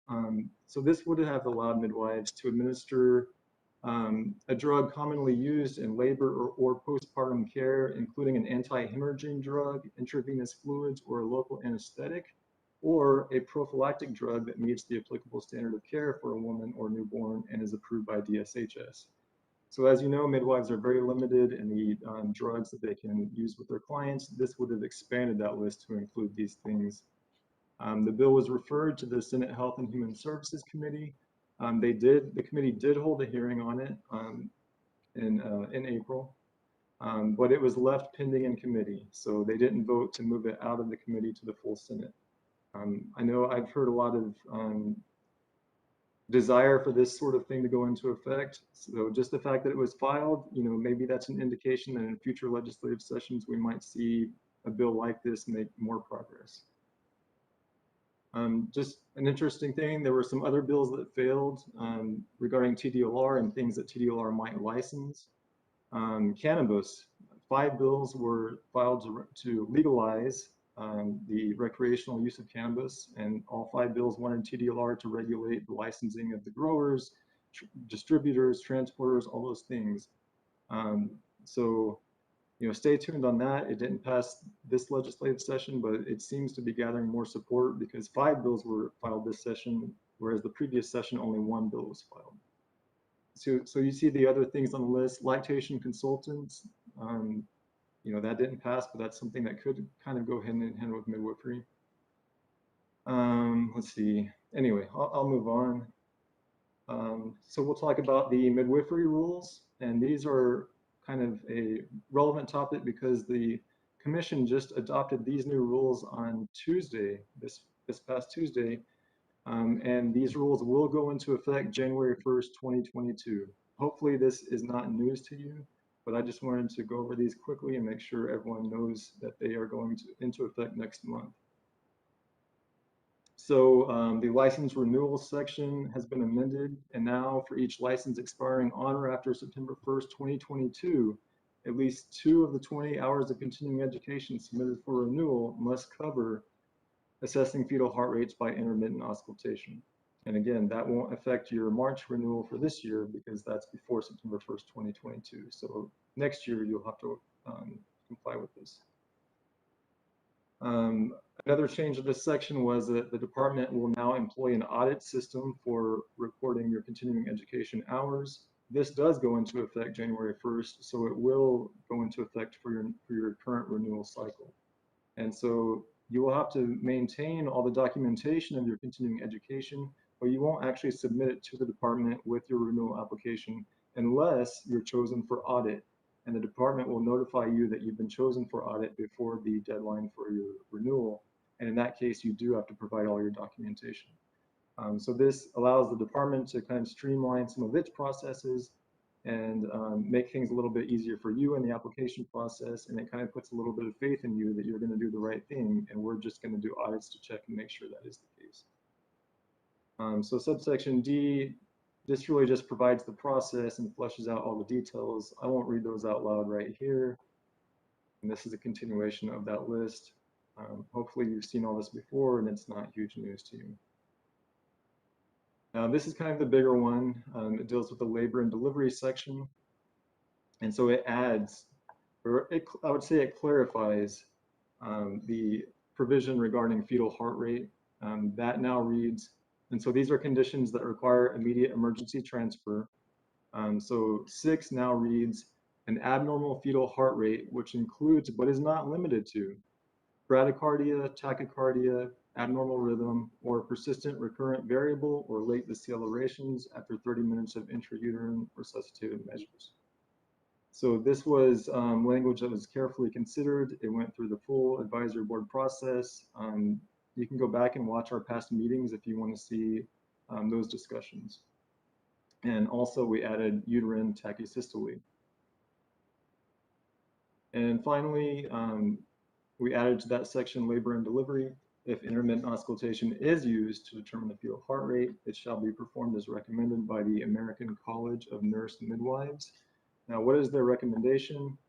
They have put out a clinical bulletin dated October 2015, and that's this is the heading that you see right here. So you can find that pretty easily on the internet. It's multiple pages. It's a little bit dense medical literature, so I couldn't try to explain it to you here, but definitely go look at that so you know the standards that you'll be held to for performing intermittent auscultation. So I think I finished close to my time, but I just want to thank you all. It's been a real honor to work with this group and with the advisory board on this really important program. I hope I've done it justice. So thank you, and if we have time, I'm willing to answer questions. Thank you. There is something. The question, is there any chance Senate Bill 735 could be revived? It is often a struggle to obtain standing orders, yet we are expected and want to be able to administer these meds. Anything we can do to aid this being reconsidered? So not this legislative cycle. The session has ended, so there aren't going to be any more bills passed until the next legislative cycle, which will be 2023. So you can talk to your representatives. You know, if that's the language you like in the bill, then you know let your representative know and explain to them why, and you know communicate with them as much as possible to express your views. There are so many opportunities for public participation during the legislative process and during the rulemaking process with TDOR. But you know, if a bill is filed and they schedule hearings, go to those hearings, give testimony, tell them how it affects you, tell them how it affects your clients. You know, just provide information and communicate with your representatives. Can I add that the Association of Texas Midwives intends on filing that bill every session until it gets passed? Thanks, Lori. Yeah, and sometimes it takes multiple sessions to get a bill through. Thanks for that. Yes, and I would say that I was there in the Senate when Brielle gave testimony for Senate Bill 735. She did a great job. That's the only question we have right now, Derek. So if anybody has any other questions, they're welcome to email them to us at the rpm.health.professions@tdlr.texas.gov email address, and we will get them answered for you. And at this point, we're going to go to break. We ask that everybody be back at 3 o'clock, please, for our last presentation. Thank you.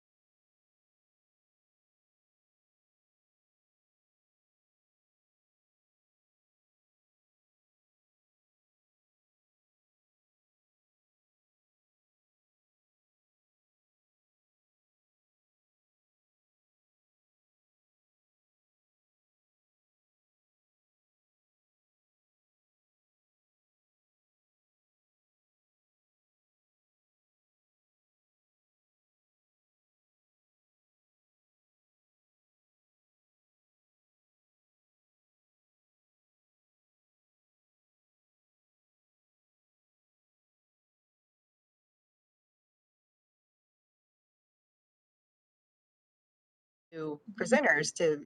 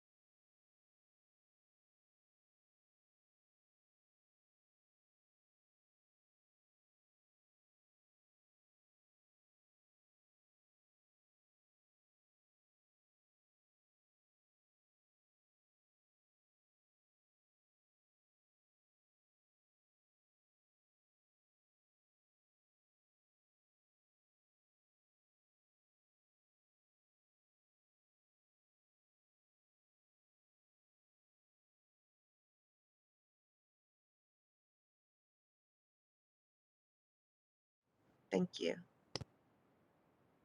All right, welcome back, everyone. Hope that break was nice and long enough for you to do what you wanted to do. I'm going to share my screen and introduce our next presenter.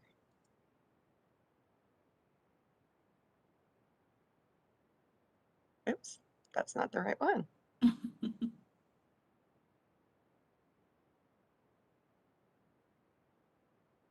Let me try this one more time.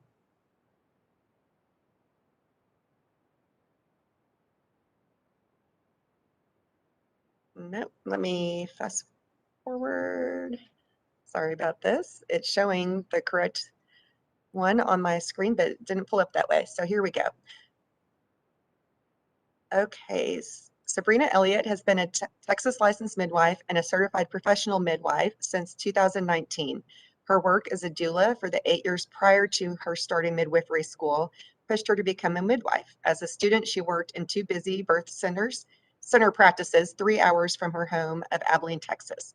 She has been an apprentice to multiple midwives, giving her the unique blessing of having worked in many different situations and practices as she had no preceptors in close proximity.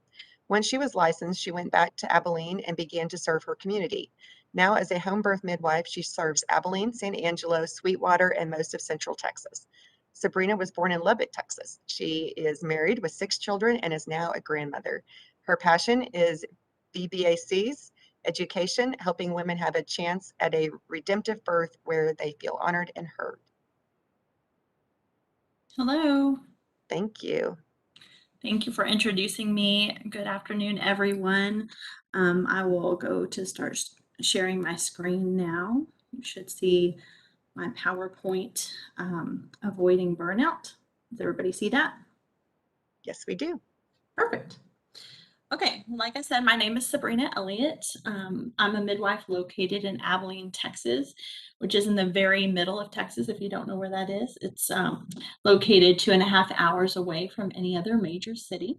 I have a home birth practice. It's called Sweet Embrace Midwifery Care.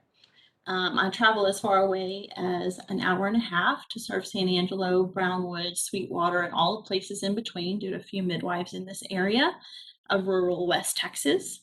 Here's a photo of my family from earlier this year. So my kids are growing up. I have 6 children total, 5 of my own that are pictured here, and a stepdaughter who lives in Lubbock with her mom, and she just made me a grandmother in July to this sweet little girl, Adeline. Before I was a midwife, I had been a doula for 8 years. I started midwifery school a couple of times before, but due to my own mommy guilt, trying to homeschool my children and having only one preceptor in the area, it wasn't until the 3rd time I started school that it finally stuck. One of my last doula experiences was incredibly tough, and it resulted in the death of my 14-year-old refugee client 8 days after childbirth due to undiagnosed sickle cell disease. That pushed me to seek out a counselor who listened to me and my many outpourings of wanting to do more and wishing that I could. He then asked for me to bring my husband in and talk with him as well. And between him and my family physician, who was a family friend and knew me well, they encouraged my husband that midwifery was something I had to do, and that clearly I was meant to become a midwife, even though there was going to be a lot of challenges with that for our family. You see, my husband was scared to let me go. Honestly, he was afraid with the craziness of all the kids and us homeschooling them, that tasks might fall through the cracks and that I might not come back home, or worse yet, that life might change for all of us. The problem at home in Abilene was that I no longer had an option for a preceptor nearby, and we had a family that decided that I needed to pursue midwifery, and or we as a family decided that I needed to pursue midwifery. I started at a birth center in another town, but with the low volume there, I would need to travel for many years, and that just didn't seem feasible for us. So I was then told of an opportunity to apprentice in a birth center in Dallas, but this was a difficult decision for our family because it was 3 hours away from home. Yes, I said from home because we did not move. I just didn't live there much. So I worked hard, and I had many preceptors throughout my apprenticeship who believed in me and allowed me to drive and sometimes sleep, which meant that I missed some births and had to do more prenatals and see more clients to make up for that. For my family, it took a lot of adjustment, but for me this time, it was easier to put one foot in front of the other than the other times I had gone to midwifery school and just focus on accomplishing a goal. I finished midwifery school and my apprenticeship in May of 2019 and had my license.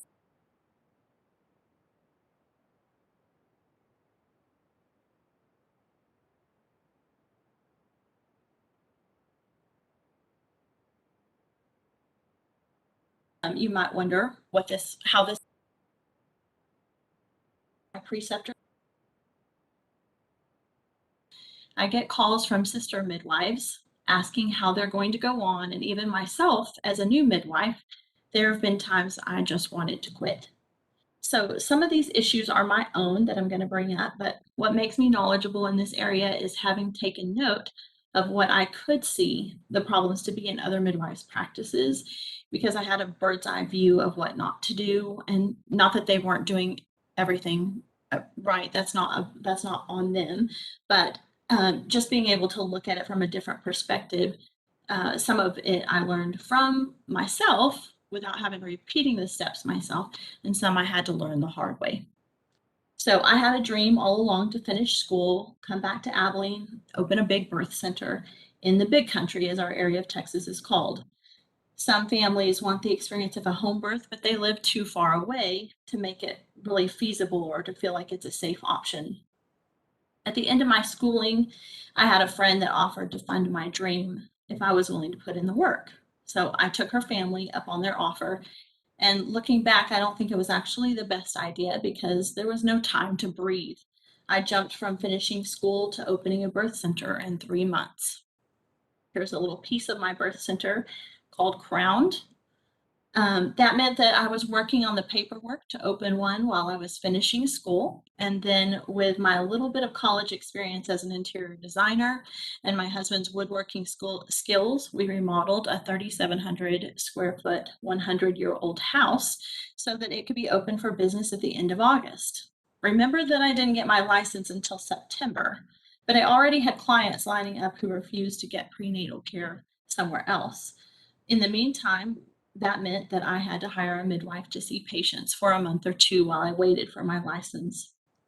I was proud of my accomplishments, but I was worn down from school, studying for the norm and remodeling. Now I was caring for clients in a town that I was having to re-educate about midwifery, and I had some helpers, but no part-time or real full-time staff. I'm sure some of you know what that's like. I'm not the first one to run a birth center alone.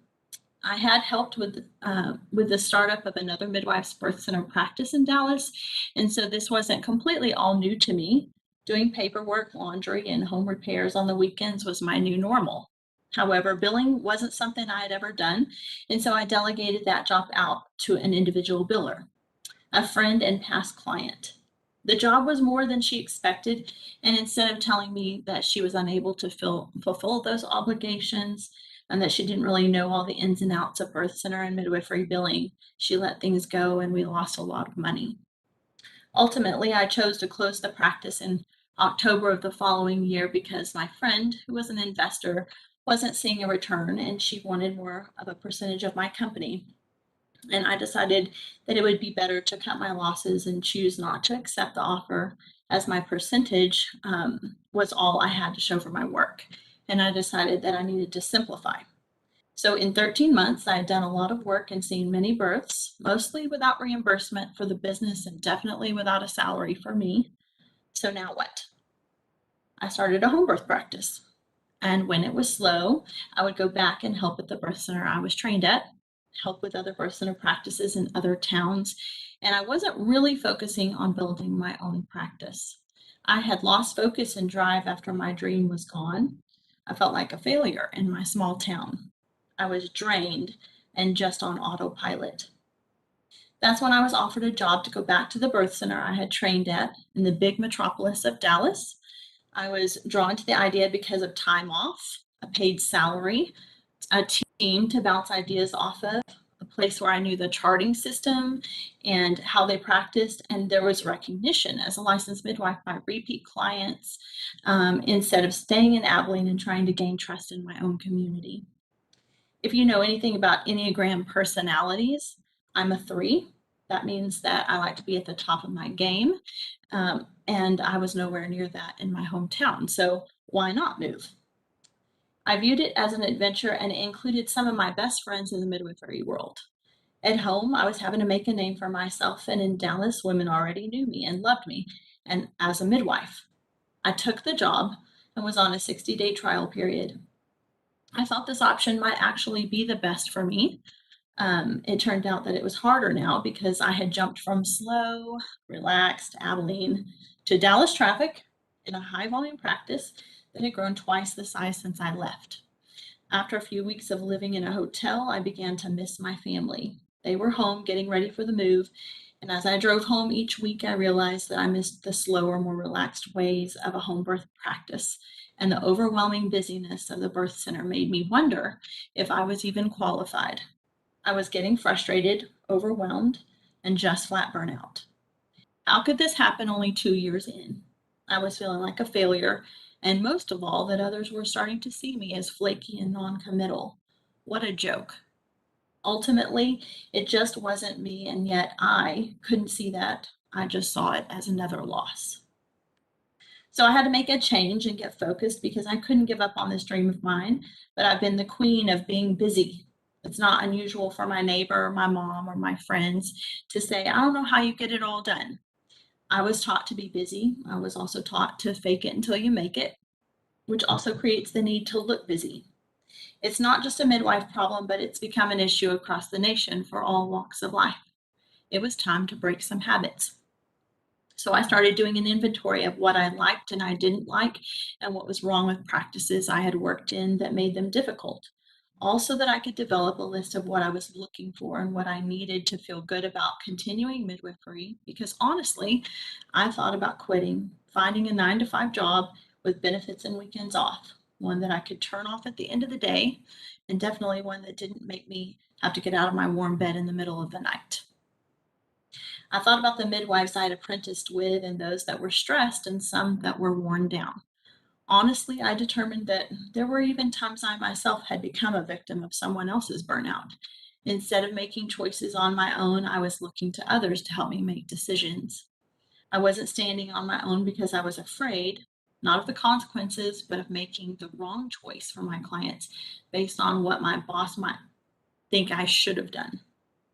Unfortunately, even some of my preceptors and my bosses were burned out and overworked, and this just made me spiral downward. In a couple of instances, that trickled down to the patient at my hand. This too wasn't working, and I decided I was done with this job for sure, and I was going home. Maybe, maybe to continue a home birth practice, or maybe to rethink my life's choices and become an interior designer or paint houses, but definitely going home. I remember lots of long drives that allowed me to think on and ask myself what made the lives of the midwives around me easier and what was killing their desire. And after I thought on this for weeks and made my list, I looked into whether this topic had been studied by someone else. Did you know that midwives typically work an average of 7 years before finding another career or just retiring? So, what is burnout? Here's the definition at the top. It's physical or mental collapse caused by overwork or stress. So what does burnout look like? You need to recognize the signs. On your screen, it shows anxiety, depression, detachment, friends and family mentioning that you don't seem yourself, emotional and physical exhaustion, making big mistakes or major things being missed in care for clients, feeling cynical about your job or life, helpless or even hopeless, having a lowered immunity and finding yourself often sick, frequent headaches, muscle pain, change in appetite and sleep habits, sense of failure and self-doubt, and difficulty maintaining relationships and being present with loved ones. There are some differential diagnoses that I found. Instead, you could possibly have compassion fatigue, which is hard personal situations with clients. That's just one example. Moral distress, when you've been put in compromising situations like too many clients and things getting missed, not enough time to meet the needs of your clients, not enough space in your birth center to see all the people that you have, trying to cover too much ground for rural midwives, or trying to care for the well woman as a whole person and not just the pregnant client, meaning that you're stepping outside of your scope. It could be vicarious trauma, which is hard birth outcomes, or PTSD, which is not received. Maybe like an example of that would be not being received well at the hospital. Maybe you've been called names by hospital staff, been told it was your fault when you did all that you could and you were trained to do. So what we tell ourselves is that burnout only affects us and that we can hide it and we can keep going, but that is wrong. It affects you, it affects your family, your boss, your coworkers, and most importantly, your clients. Did you know that burnout can also affect your health? It increases your risk for cardiovascular disease, type 2 diabetes, depression, and suicide. When doing some research, I found that in January of 2020, a Copenhagen burnout inventory was done by reviewing 14 articles that included a total of 8,959 midwives. Now, if you have never heard of a Copenhagen burnout inventory, it's a tool to measure burnout in any industry based on 3 scales: personal burnout, work-related burnout, and client-related burnout. When using it to evaluate midwifery, it was found that 58.9% of midwives drop out of midwifery care with anxiety, depression, and stress. And we're going to talk about each of those different scales in regards to midwifery. Of those midwives, 50% of them had personal burnout, 40% of them had work-related burnout, and 10% had client-related burnout. So let's start with the least of these, client-related burnout. And I'm going to give you some examples in my own practice where this has been an issue, these next 3 stories. So at 11 p.m. on a weekend, a previous client texts me and wants to know if her 6-month-old, who is no longer in my care, should switch to formula like her pediatrician told her to do 3 days ago, and which one she should use. Now, that's a question that would take you more than just a simple text back if you're the caring sort, which we are, until you receive that text at 11 p.m. on a weekend night after you've been at a birth all day and you have another one brewing. This is the tool that we use to burn ourselves out most, is our cell phone, I believe. Then there's our heart for people that sometimes causes us trouble. I had this one client that I loved. She was one that I connected with, and I would stay and visit with her and her husband longer. They were new to town, and I even thought of inviting them over for a home-cooked meal. Something stopped me, though, thankfully. She had the sweetest family, and I wanted this experience for her almost as much as she wanted it for herself, which was saying a lot because she wasn't a patient that transferred in late to me. She actually called and made a consultation appointment after her first positive pregnancy test at 4 weeks. She knew she wanted me to be her midwife, so that could, so what could go wrong? Her blood pressure late in pregnancy started creeping up, and she put it off as stress, and I wanted it to be. So I throw all the supplements at her that I could until I couldn't deny what it was more, or that it was more, and had to transfer her out of care. However, she wasn't just upset when her pregnancy ended in a cesarean delivery due to preeclampsia, but she shut down and was angry. Really, she was just disappointed because she wanted a water birth and to avoid the hospital. See, I was supposed to fix it all and make all her dreams come true with perfect photos of her amazing birth experience. So disheartening, not just for me as her midwife, but also for me as her friend, which made it harder when she wouldn't answer phone calls and demanded money back through text and Venmo requests. I'm sure I'm not the only one that has had something like that happen. Here's one more. This one's directed a little bit more towards newer midwives or students here today.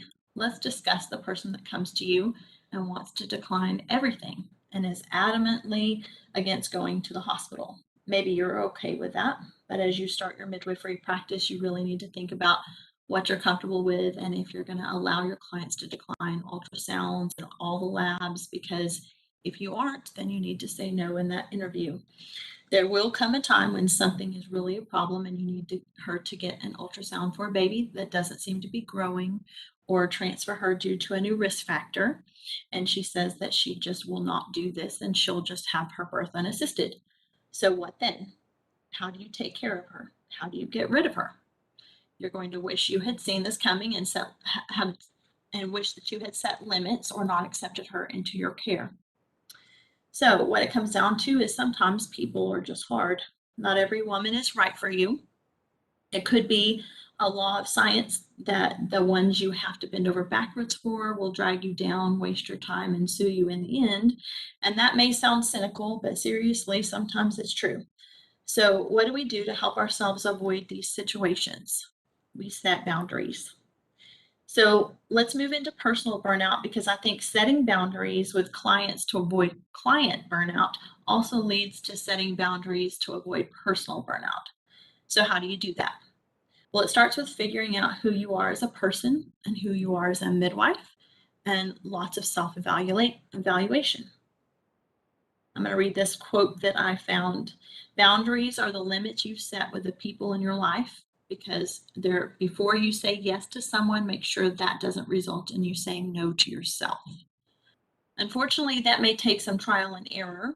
Hopefully you're listening to this talk and are thinking of taking a proactive approach, but maybe you've already experienced some burnout and that has brought you to the point where you need to make some self-discoveries.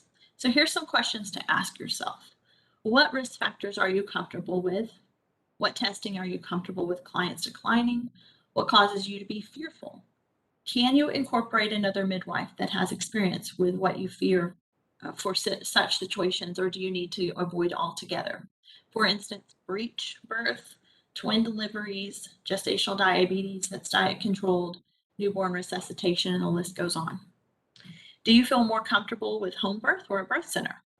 What is your cause and what energizes you for midwifery? Mine is caring for those who wish to try for a VBAC or a vaginal birth after cesarean and giving options to those who thought they had none. So this slide right here, purpose fuels passion. You must find your purpose so that you can have a passion for midwifery again, or keep one going if you're just starting out. And that takes acceptance of who you really are and learning to love that person. And that may mean that you don't look like the midwife, which we're not in person, so not next to you, but the midwife that is a friend or went to school with you, but practices differently. After all, I've learned that there are 50 different ways to practice as a midwife, so you just have to find yours. It also means that not every client that comes to you and maybe even really desires you as their midwife will be the right one for you. Are you okay with that? Is that something that you can be aware of so that you can say no to them? One of the best things I learned was that there is power in saying no or saying I'm not available. And maybe a better way to say it is, I'm sorry, I don't think this is the best fit for either of us. So let's talk about more ways to create burnout. Too many people undervalue what they are and overvalue what they're not. For student midwives and newer midwives, I want to caution you to not undervalue yourself. I had a midwife come to me from West Texas, which is a very big area, but she asked me not to undervalue myself in the beginning of my practice. After all, at the end of the day, we are all overseeing the life of a child coming into the world. And I've seen some midwives charge $1,500 to $2,000 less than other midwives in their community when they first start. I understand that you may not feel like you have the same experience as other midwives, but whether you take the client or another midwife does, you're both going to be giving the same amount of time and maybe even more due to having to do more reading and training to meet their needs. If you have many clients flock to you because of the price, you may become overwhelmed and resentful of not getting paid enough at some point. The other midwives in your area will become resentful as well. Also, a client that chooses you for your lower price may have a hard time paying for extra things that can come up, like lab testing and ultrasounds. And if you had charged full price, you might be able to negotiate to pay some of those things for her or cut a payment out if needed. I'm not asking you to price fix or give discounts or make payment plans with families in need, but more that you advertise that you don't advertise that you do it for less, mostly because our job is of value and important. Sometimes you have to say no, not because of the person, but you're in need of some downtime, and you set aside a month or two to make sure you have time or family for your family or rejuvenation. And it never fails. Your repeat client is going to call you and tell you that she's pregnant and due during your vacation. So what are you going to say? I hope for you and your family's sake that you do say no. To make sure that that doesn't happen, you could try to schedule some time off at least twice a year and plaster up some posts on Facebook and Instagram about taking time off in 8 to 9 months. Let your followers know that you need to be practicing safe sex if they want you in attendance. Then just go and enjoy your downtime. You've let them know. There are times when you don't get a heads up and we don't get to plan that far in advance, and that's okay too. But what would it do for you to have complete and utter time off? It's not an impossible thing. You just have to plan and let go, which I know is hard for midwives. We get really involved with our clients.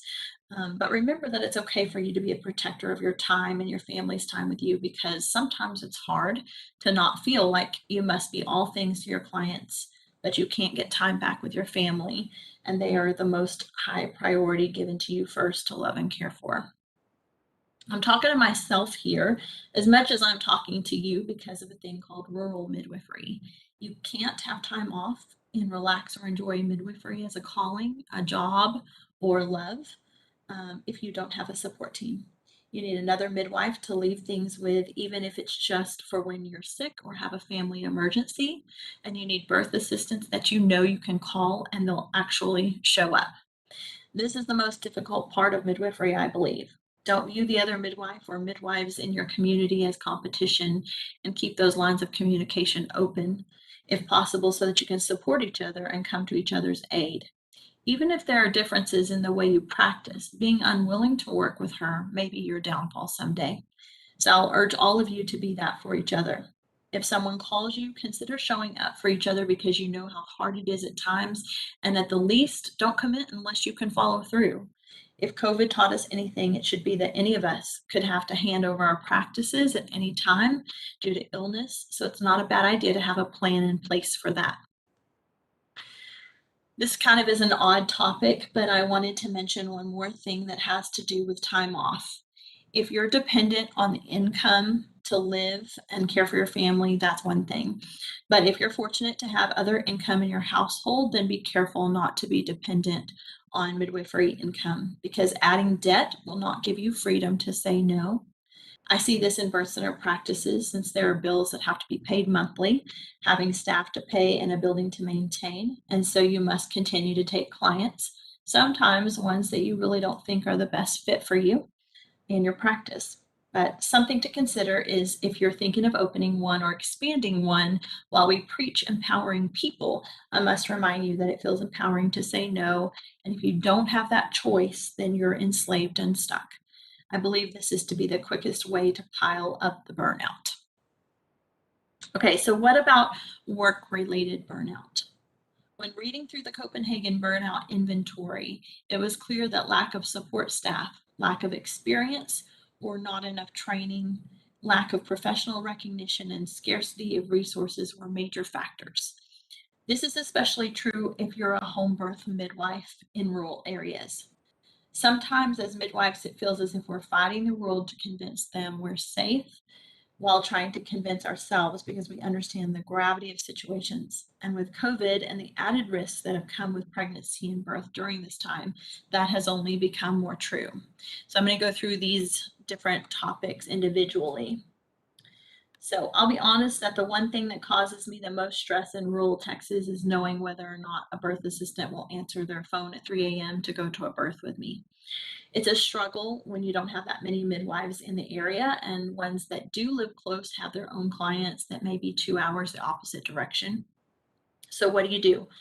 I'd love to hear your answers. Maybe you could post those in the comments later.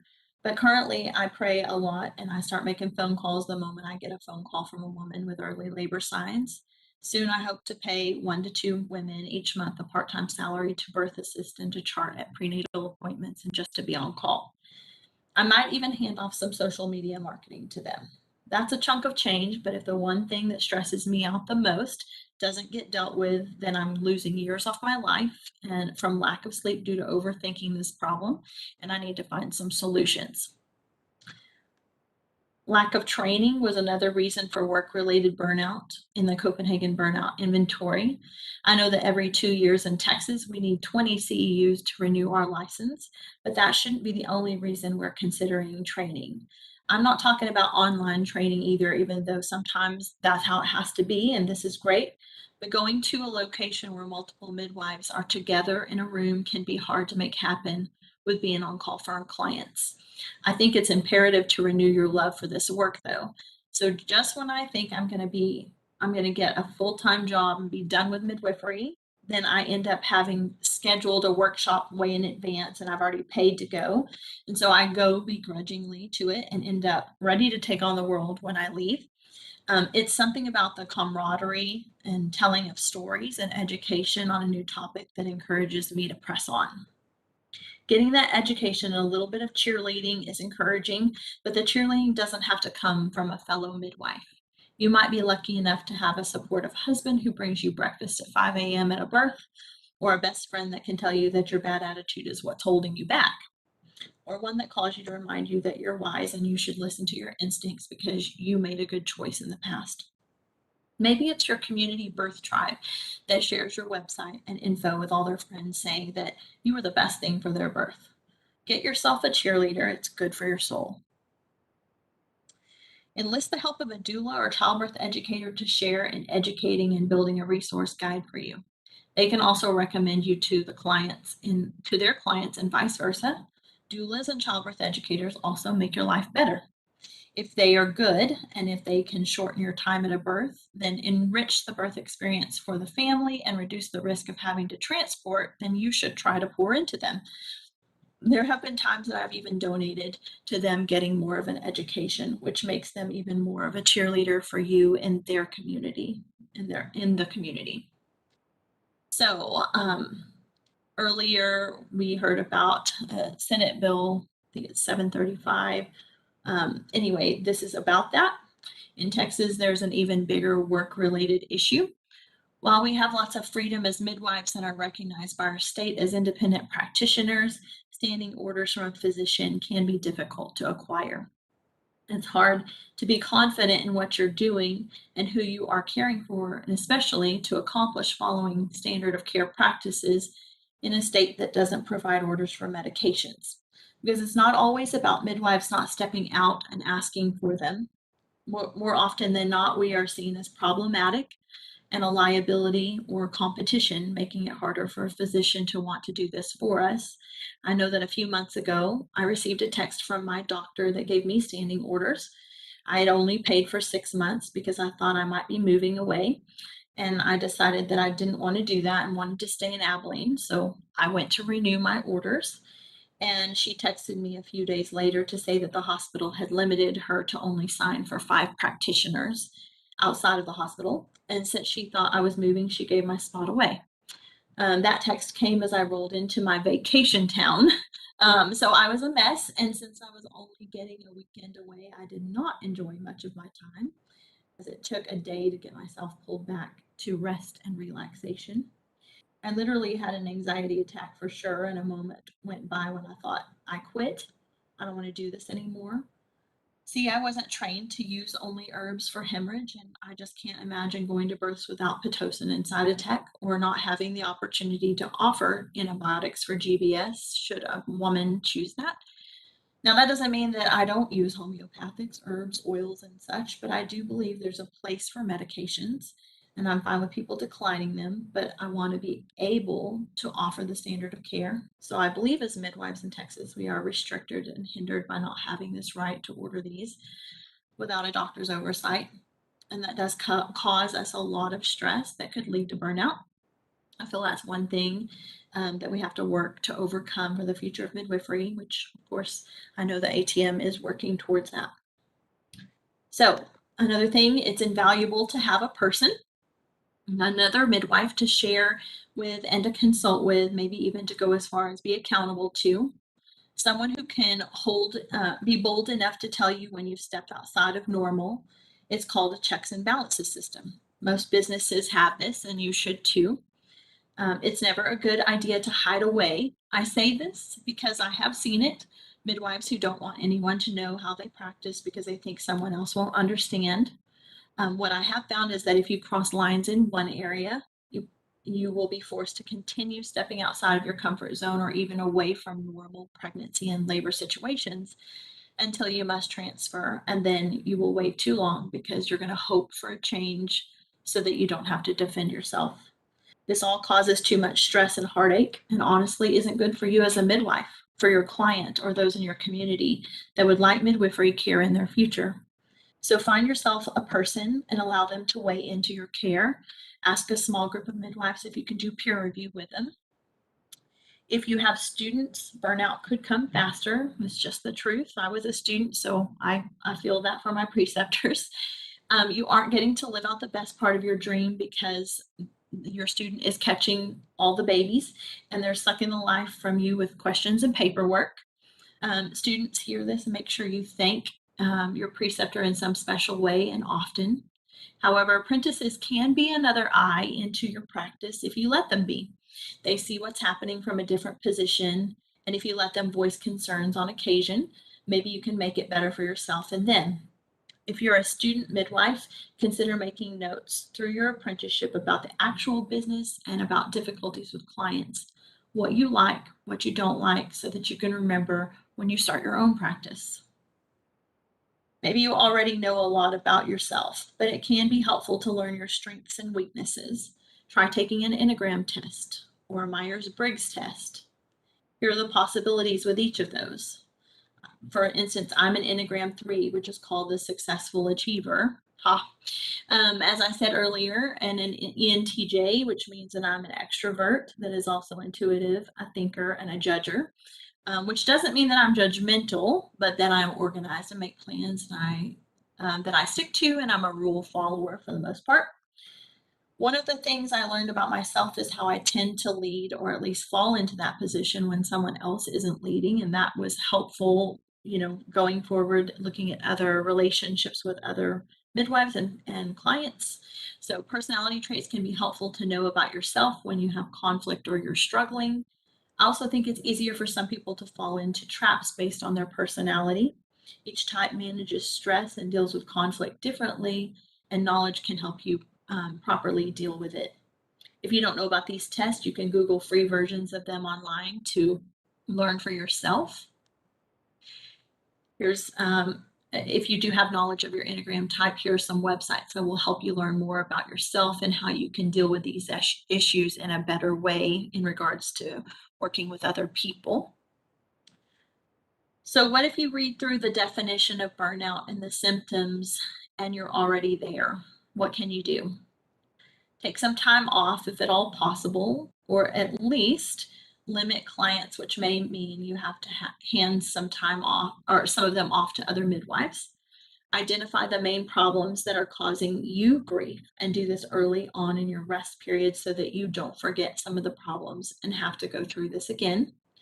Ask your friends what you're missing. I often do this with a home birth mama that is a friend and owns her own business. I ask her, what am I doing wrong? What have I not thought of? And sometimes it's right under my nose. I just am too close to call it out. If you're a home birth midwife, you may need a group practice. I personally think that a 3 or 4 midwife team would make midwifery sustainable for all.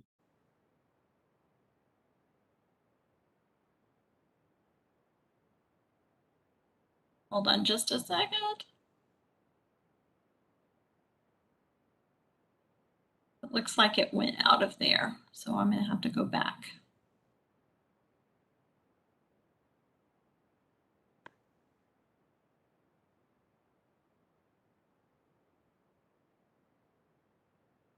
There we go. The power of stepping away. So some of the other things are, you can take care of yourself by telling yourself what you would tell a client. You can eat well, sleep often, and hydrate well. Exercise daily, or meditate or pray. Seek counseling or EMDR therapy for issues that you don't seem able to overcome. Are you a dreamer and just in need of a goal? Make a vision board. Figure out what all you want to do, barriers to the goals, and ways to make it happen. Prioritize and delegate.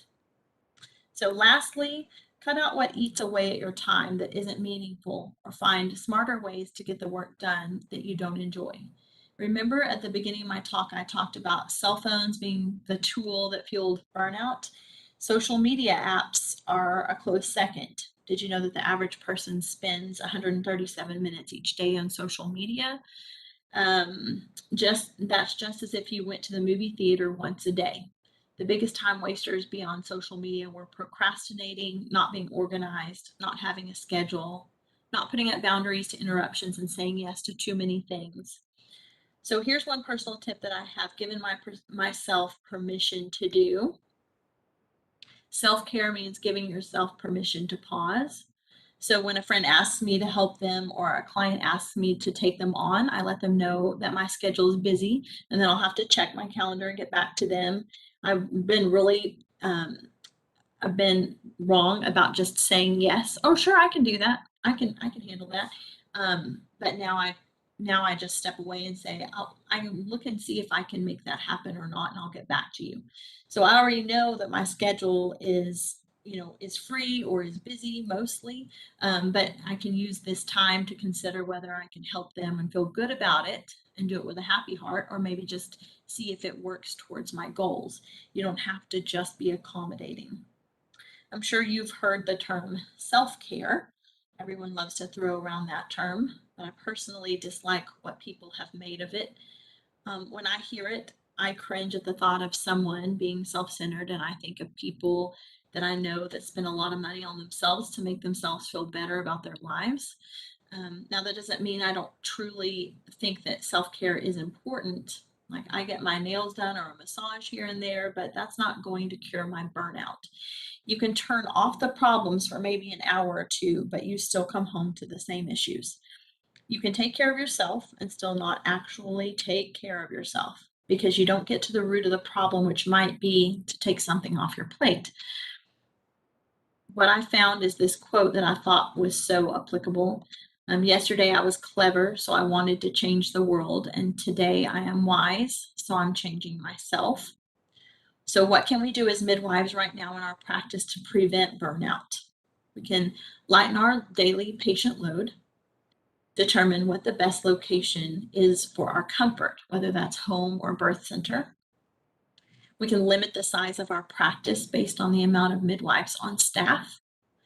We can make sure we have the space for doing prenatal care and births for the birth volume we take on seriously, because that's a real issue.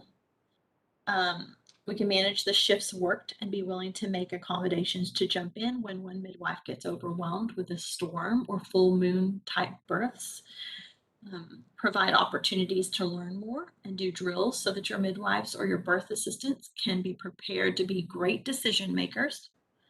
Don't try to take on too much as a medical provider instead of just being their midwife, meaning that we can't fix the abnormal or the sick, but we can direct them to other practitioners who can.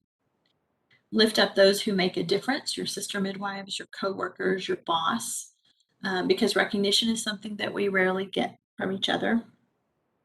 Find your local resources so you have the information at your fingertips to hand off clients that have more issues than you can care for or risk them out. Ask other midwives for help and direction by consulting with them.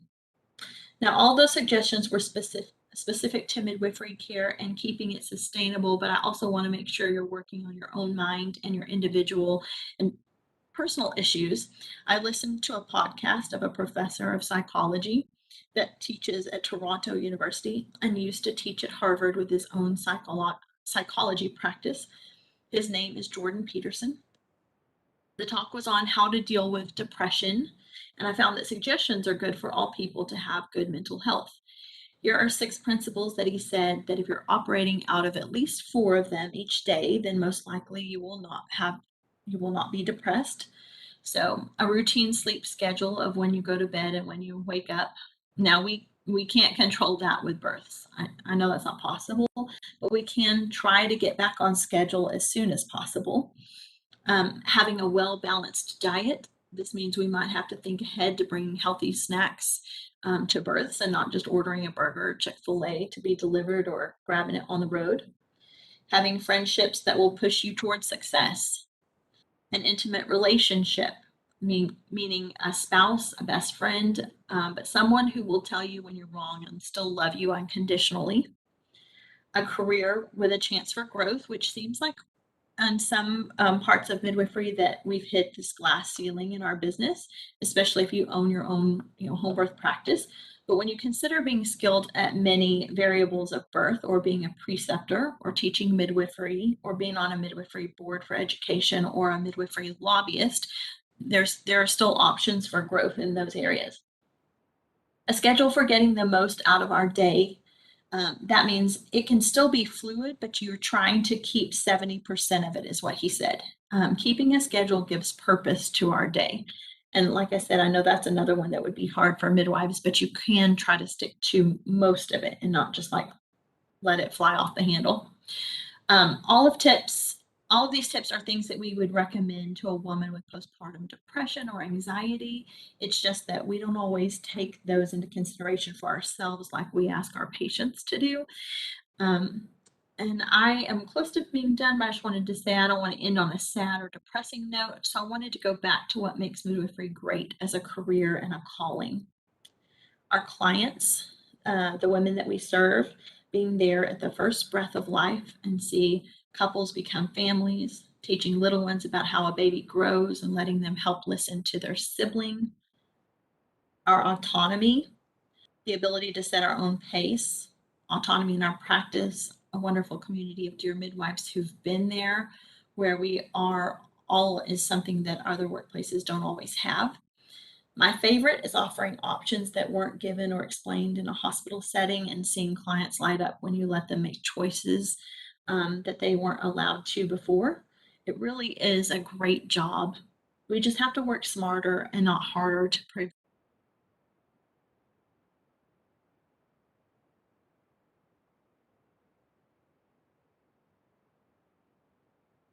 people you care and love, that you love and care for.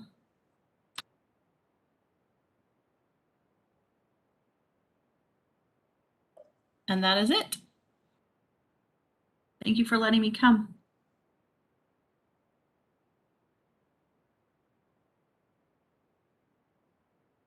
Thank you, Sabrina.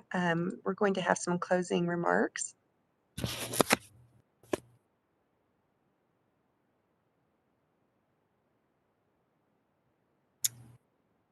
Hi, everyone. My name is Heather Muir, and I am the manager with the Regulatory Program Management section here at TDLR.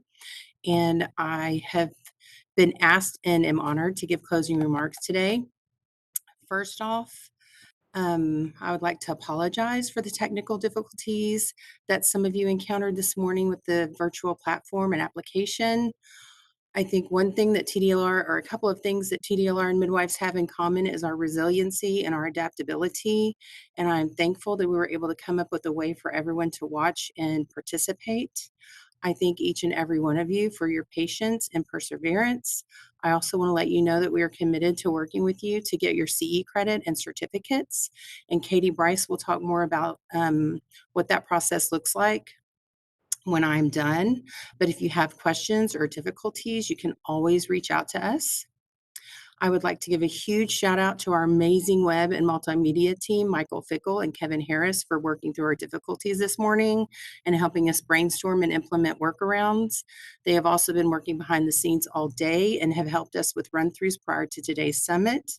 A special thank you to our presenters, Lori Frimgen, Anissa Sartini, Dr. Guillory, Dr. Nix, Derek Burkhalter, and Sabrina Elliott.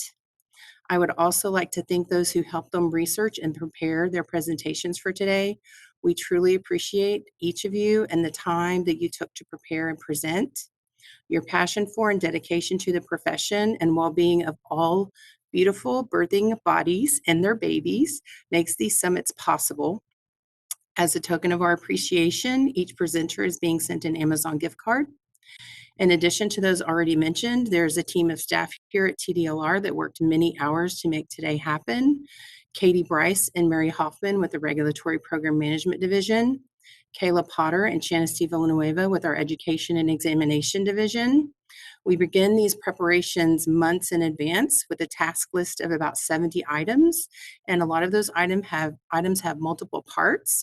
And with each summit, we tend to learn something new, and so that living document gets added to and changed. It's a huge undertaking, and I'm thankful to each of those members for their efforts.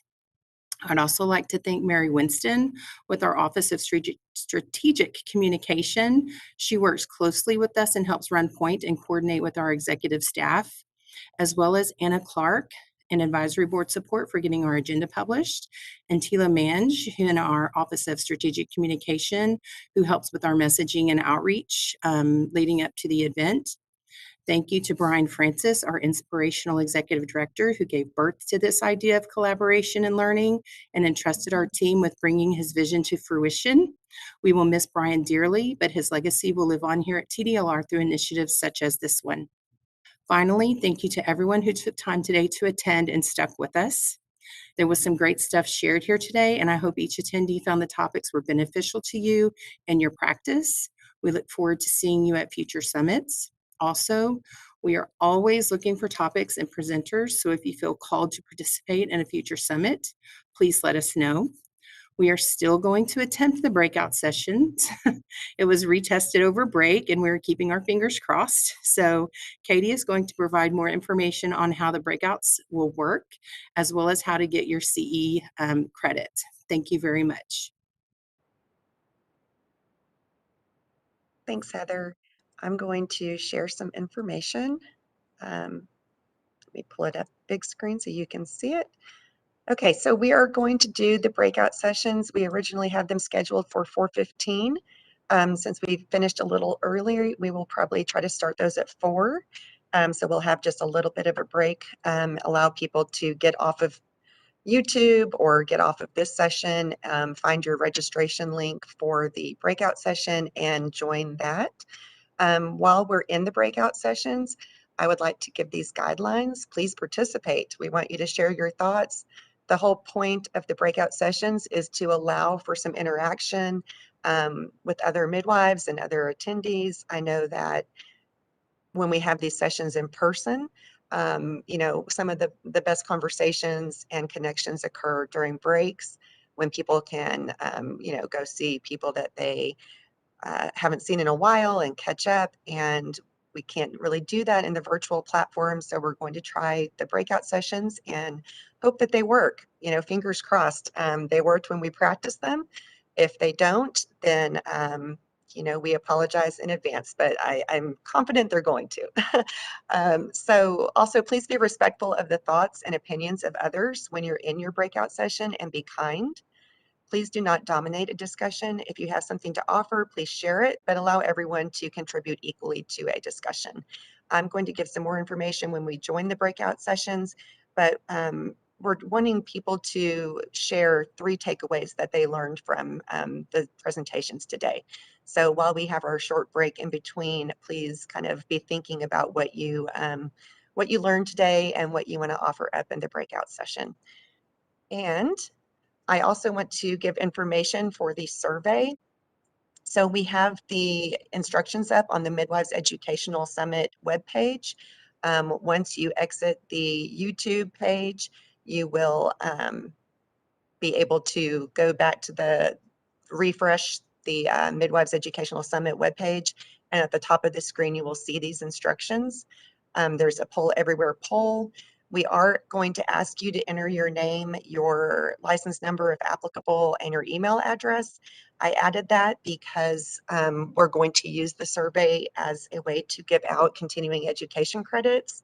Please still feel like you can be honest and frank in your comments. We are not going to be tracking people's names with the responses received. And your feedback is really valuable to us as we continue to develop future summits. So there are different ways to join the survey. You can download the Poll Everywhere app. You can just go to the web page. You can also do it using text messaging. I haven't tried doing that, but I have been told it works. The survey will just ask questions about the different presentations today and then also about future summits. So please do fill that out, even if you don't want CE credits, but especially if you do want CE credits. And that is all I have to say about these instructions. So we will take a 5-minute break. Everybody can exit out of this and then find the registration for the breakout session. Use that link to join the breakout session, and we will start at 4. Thank you.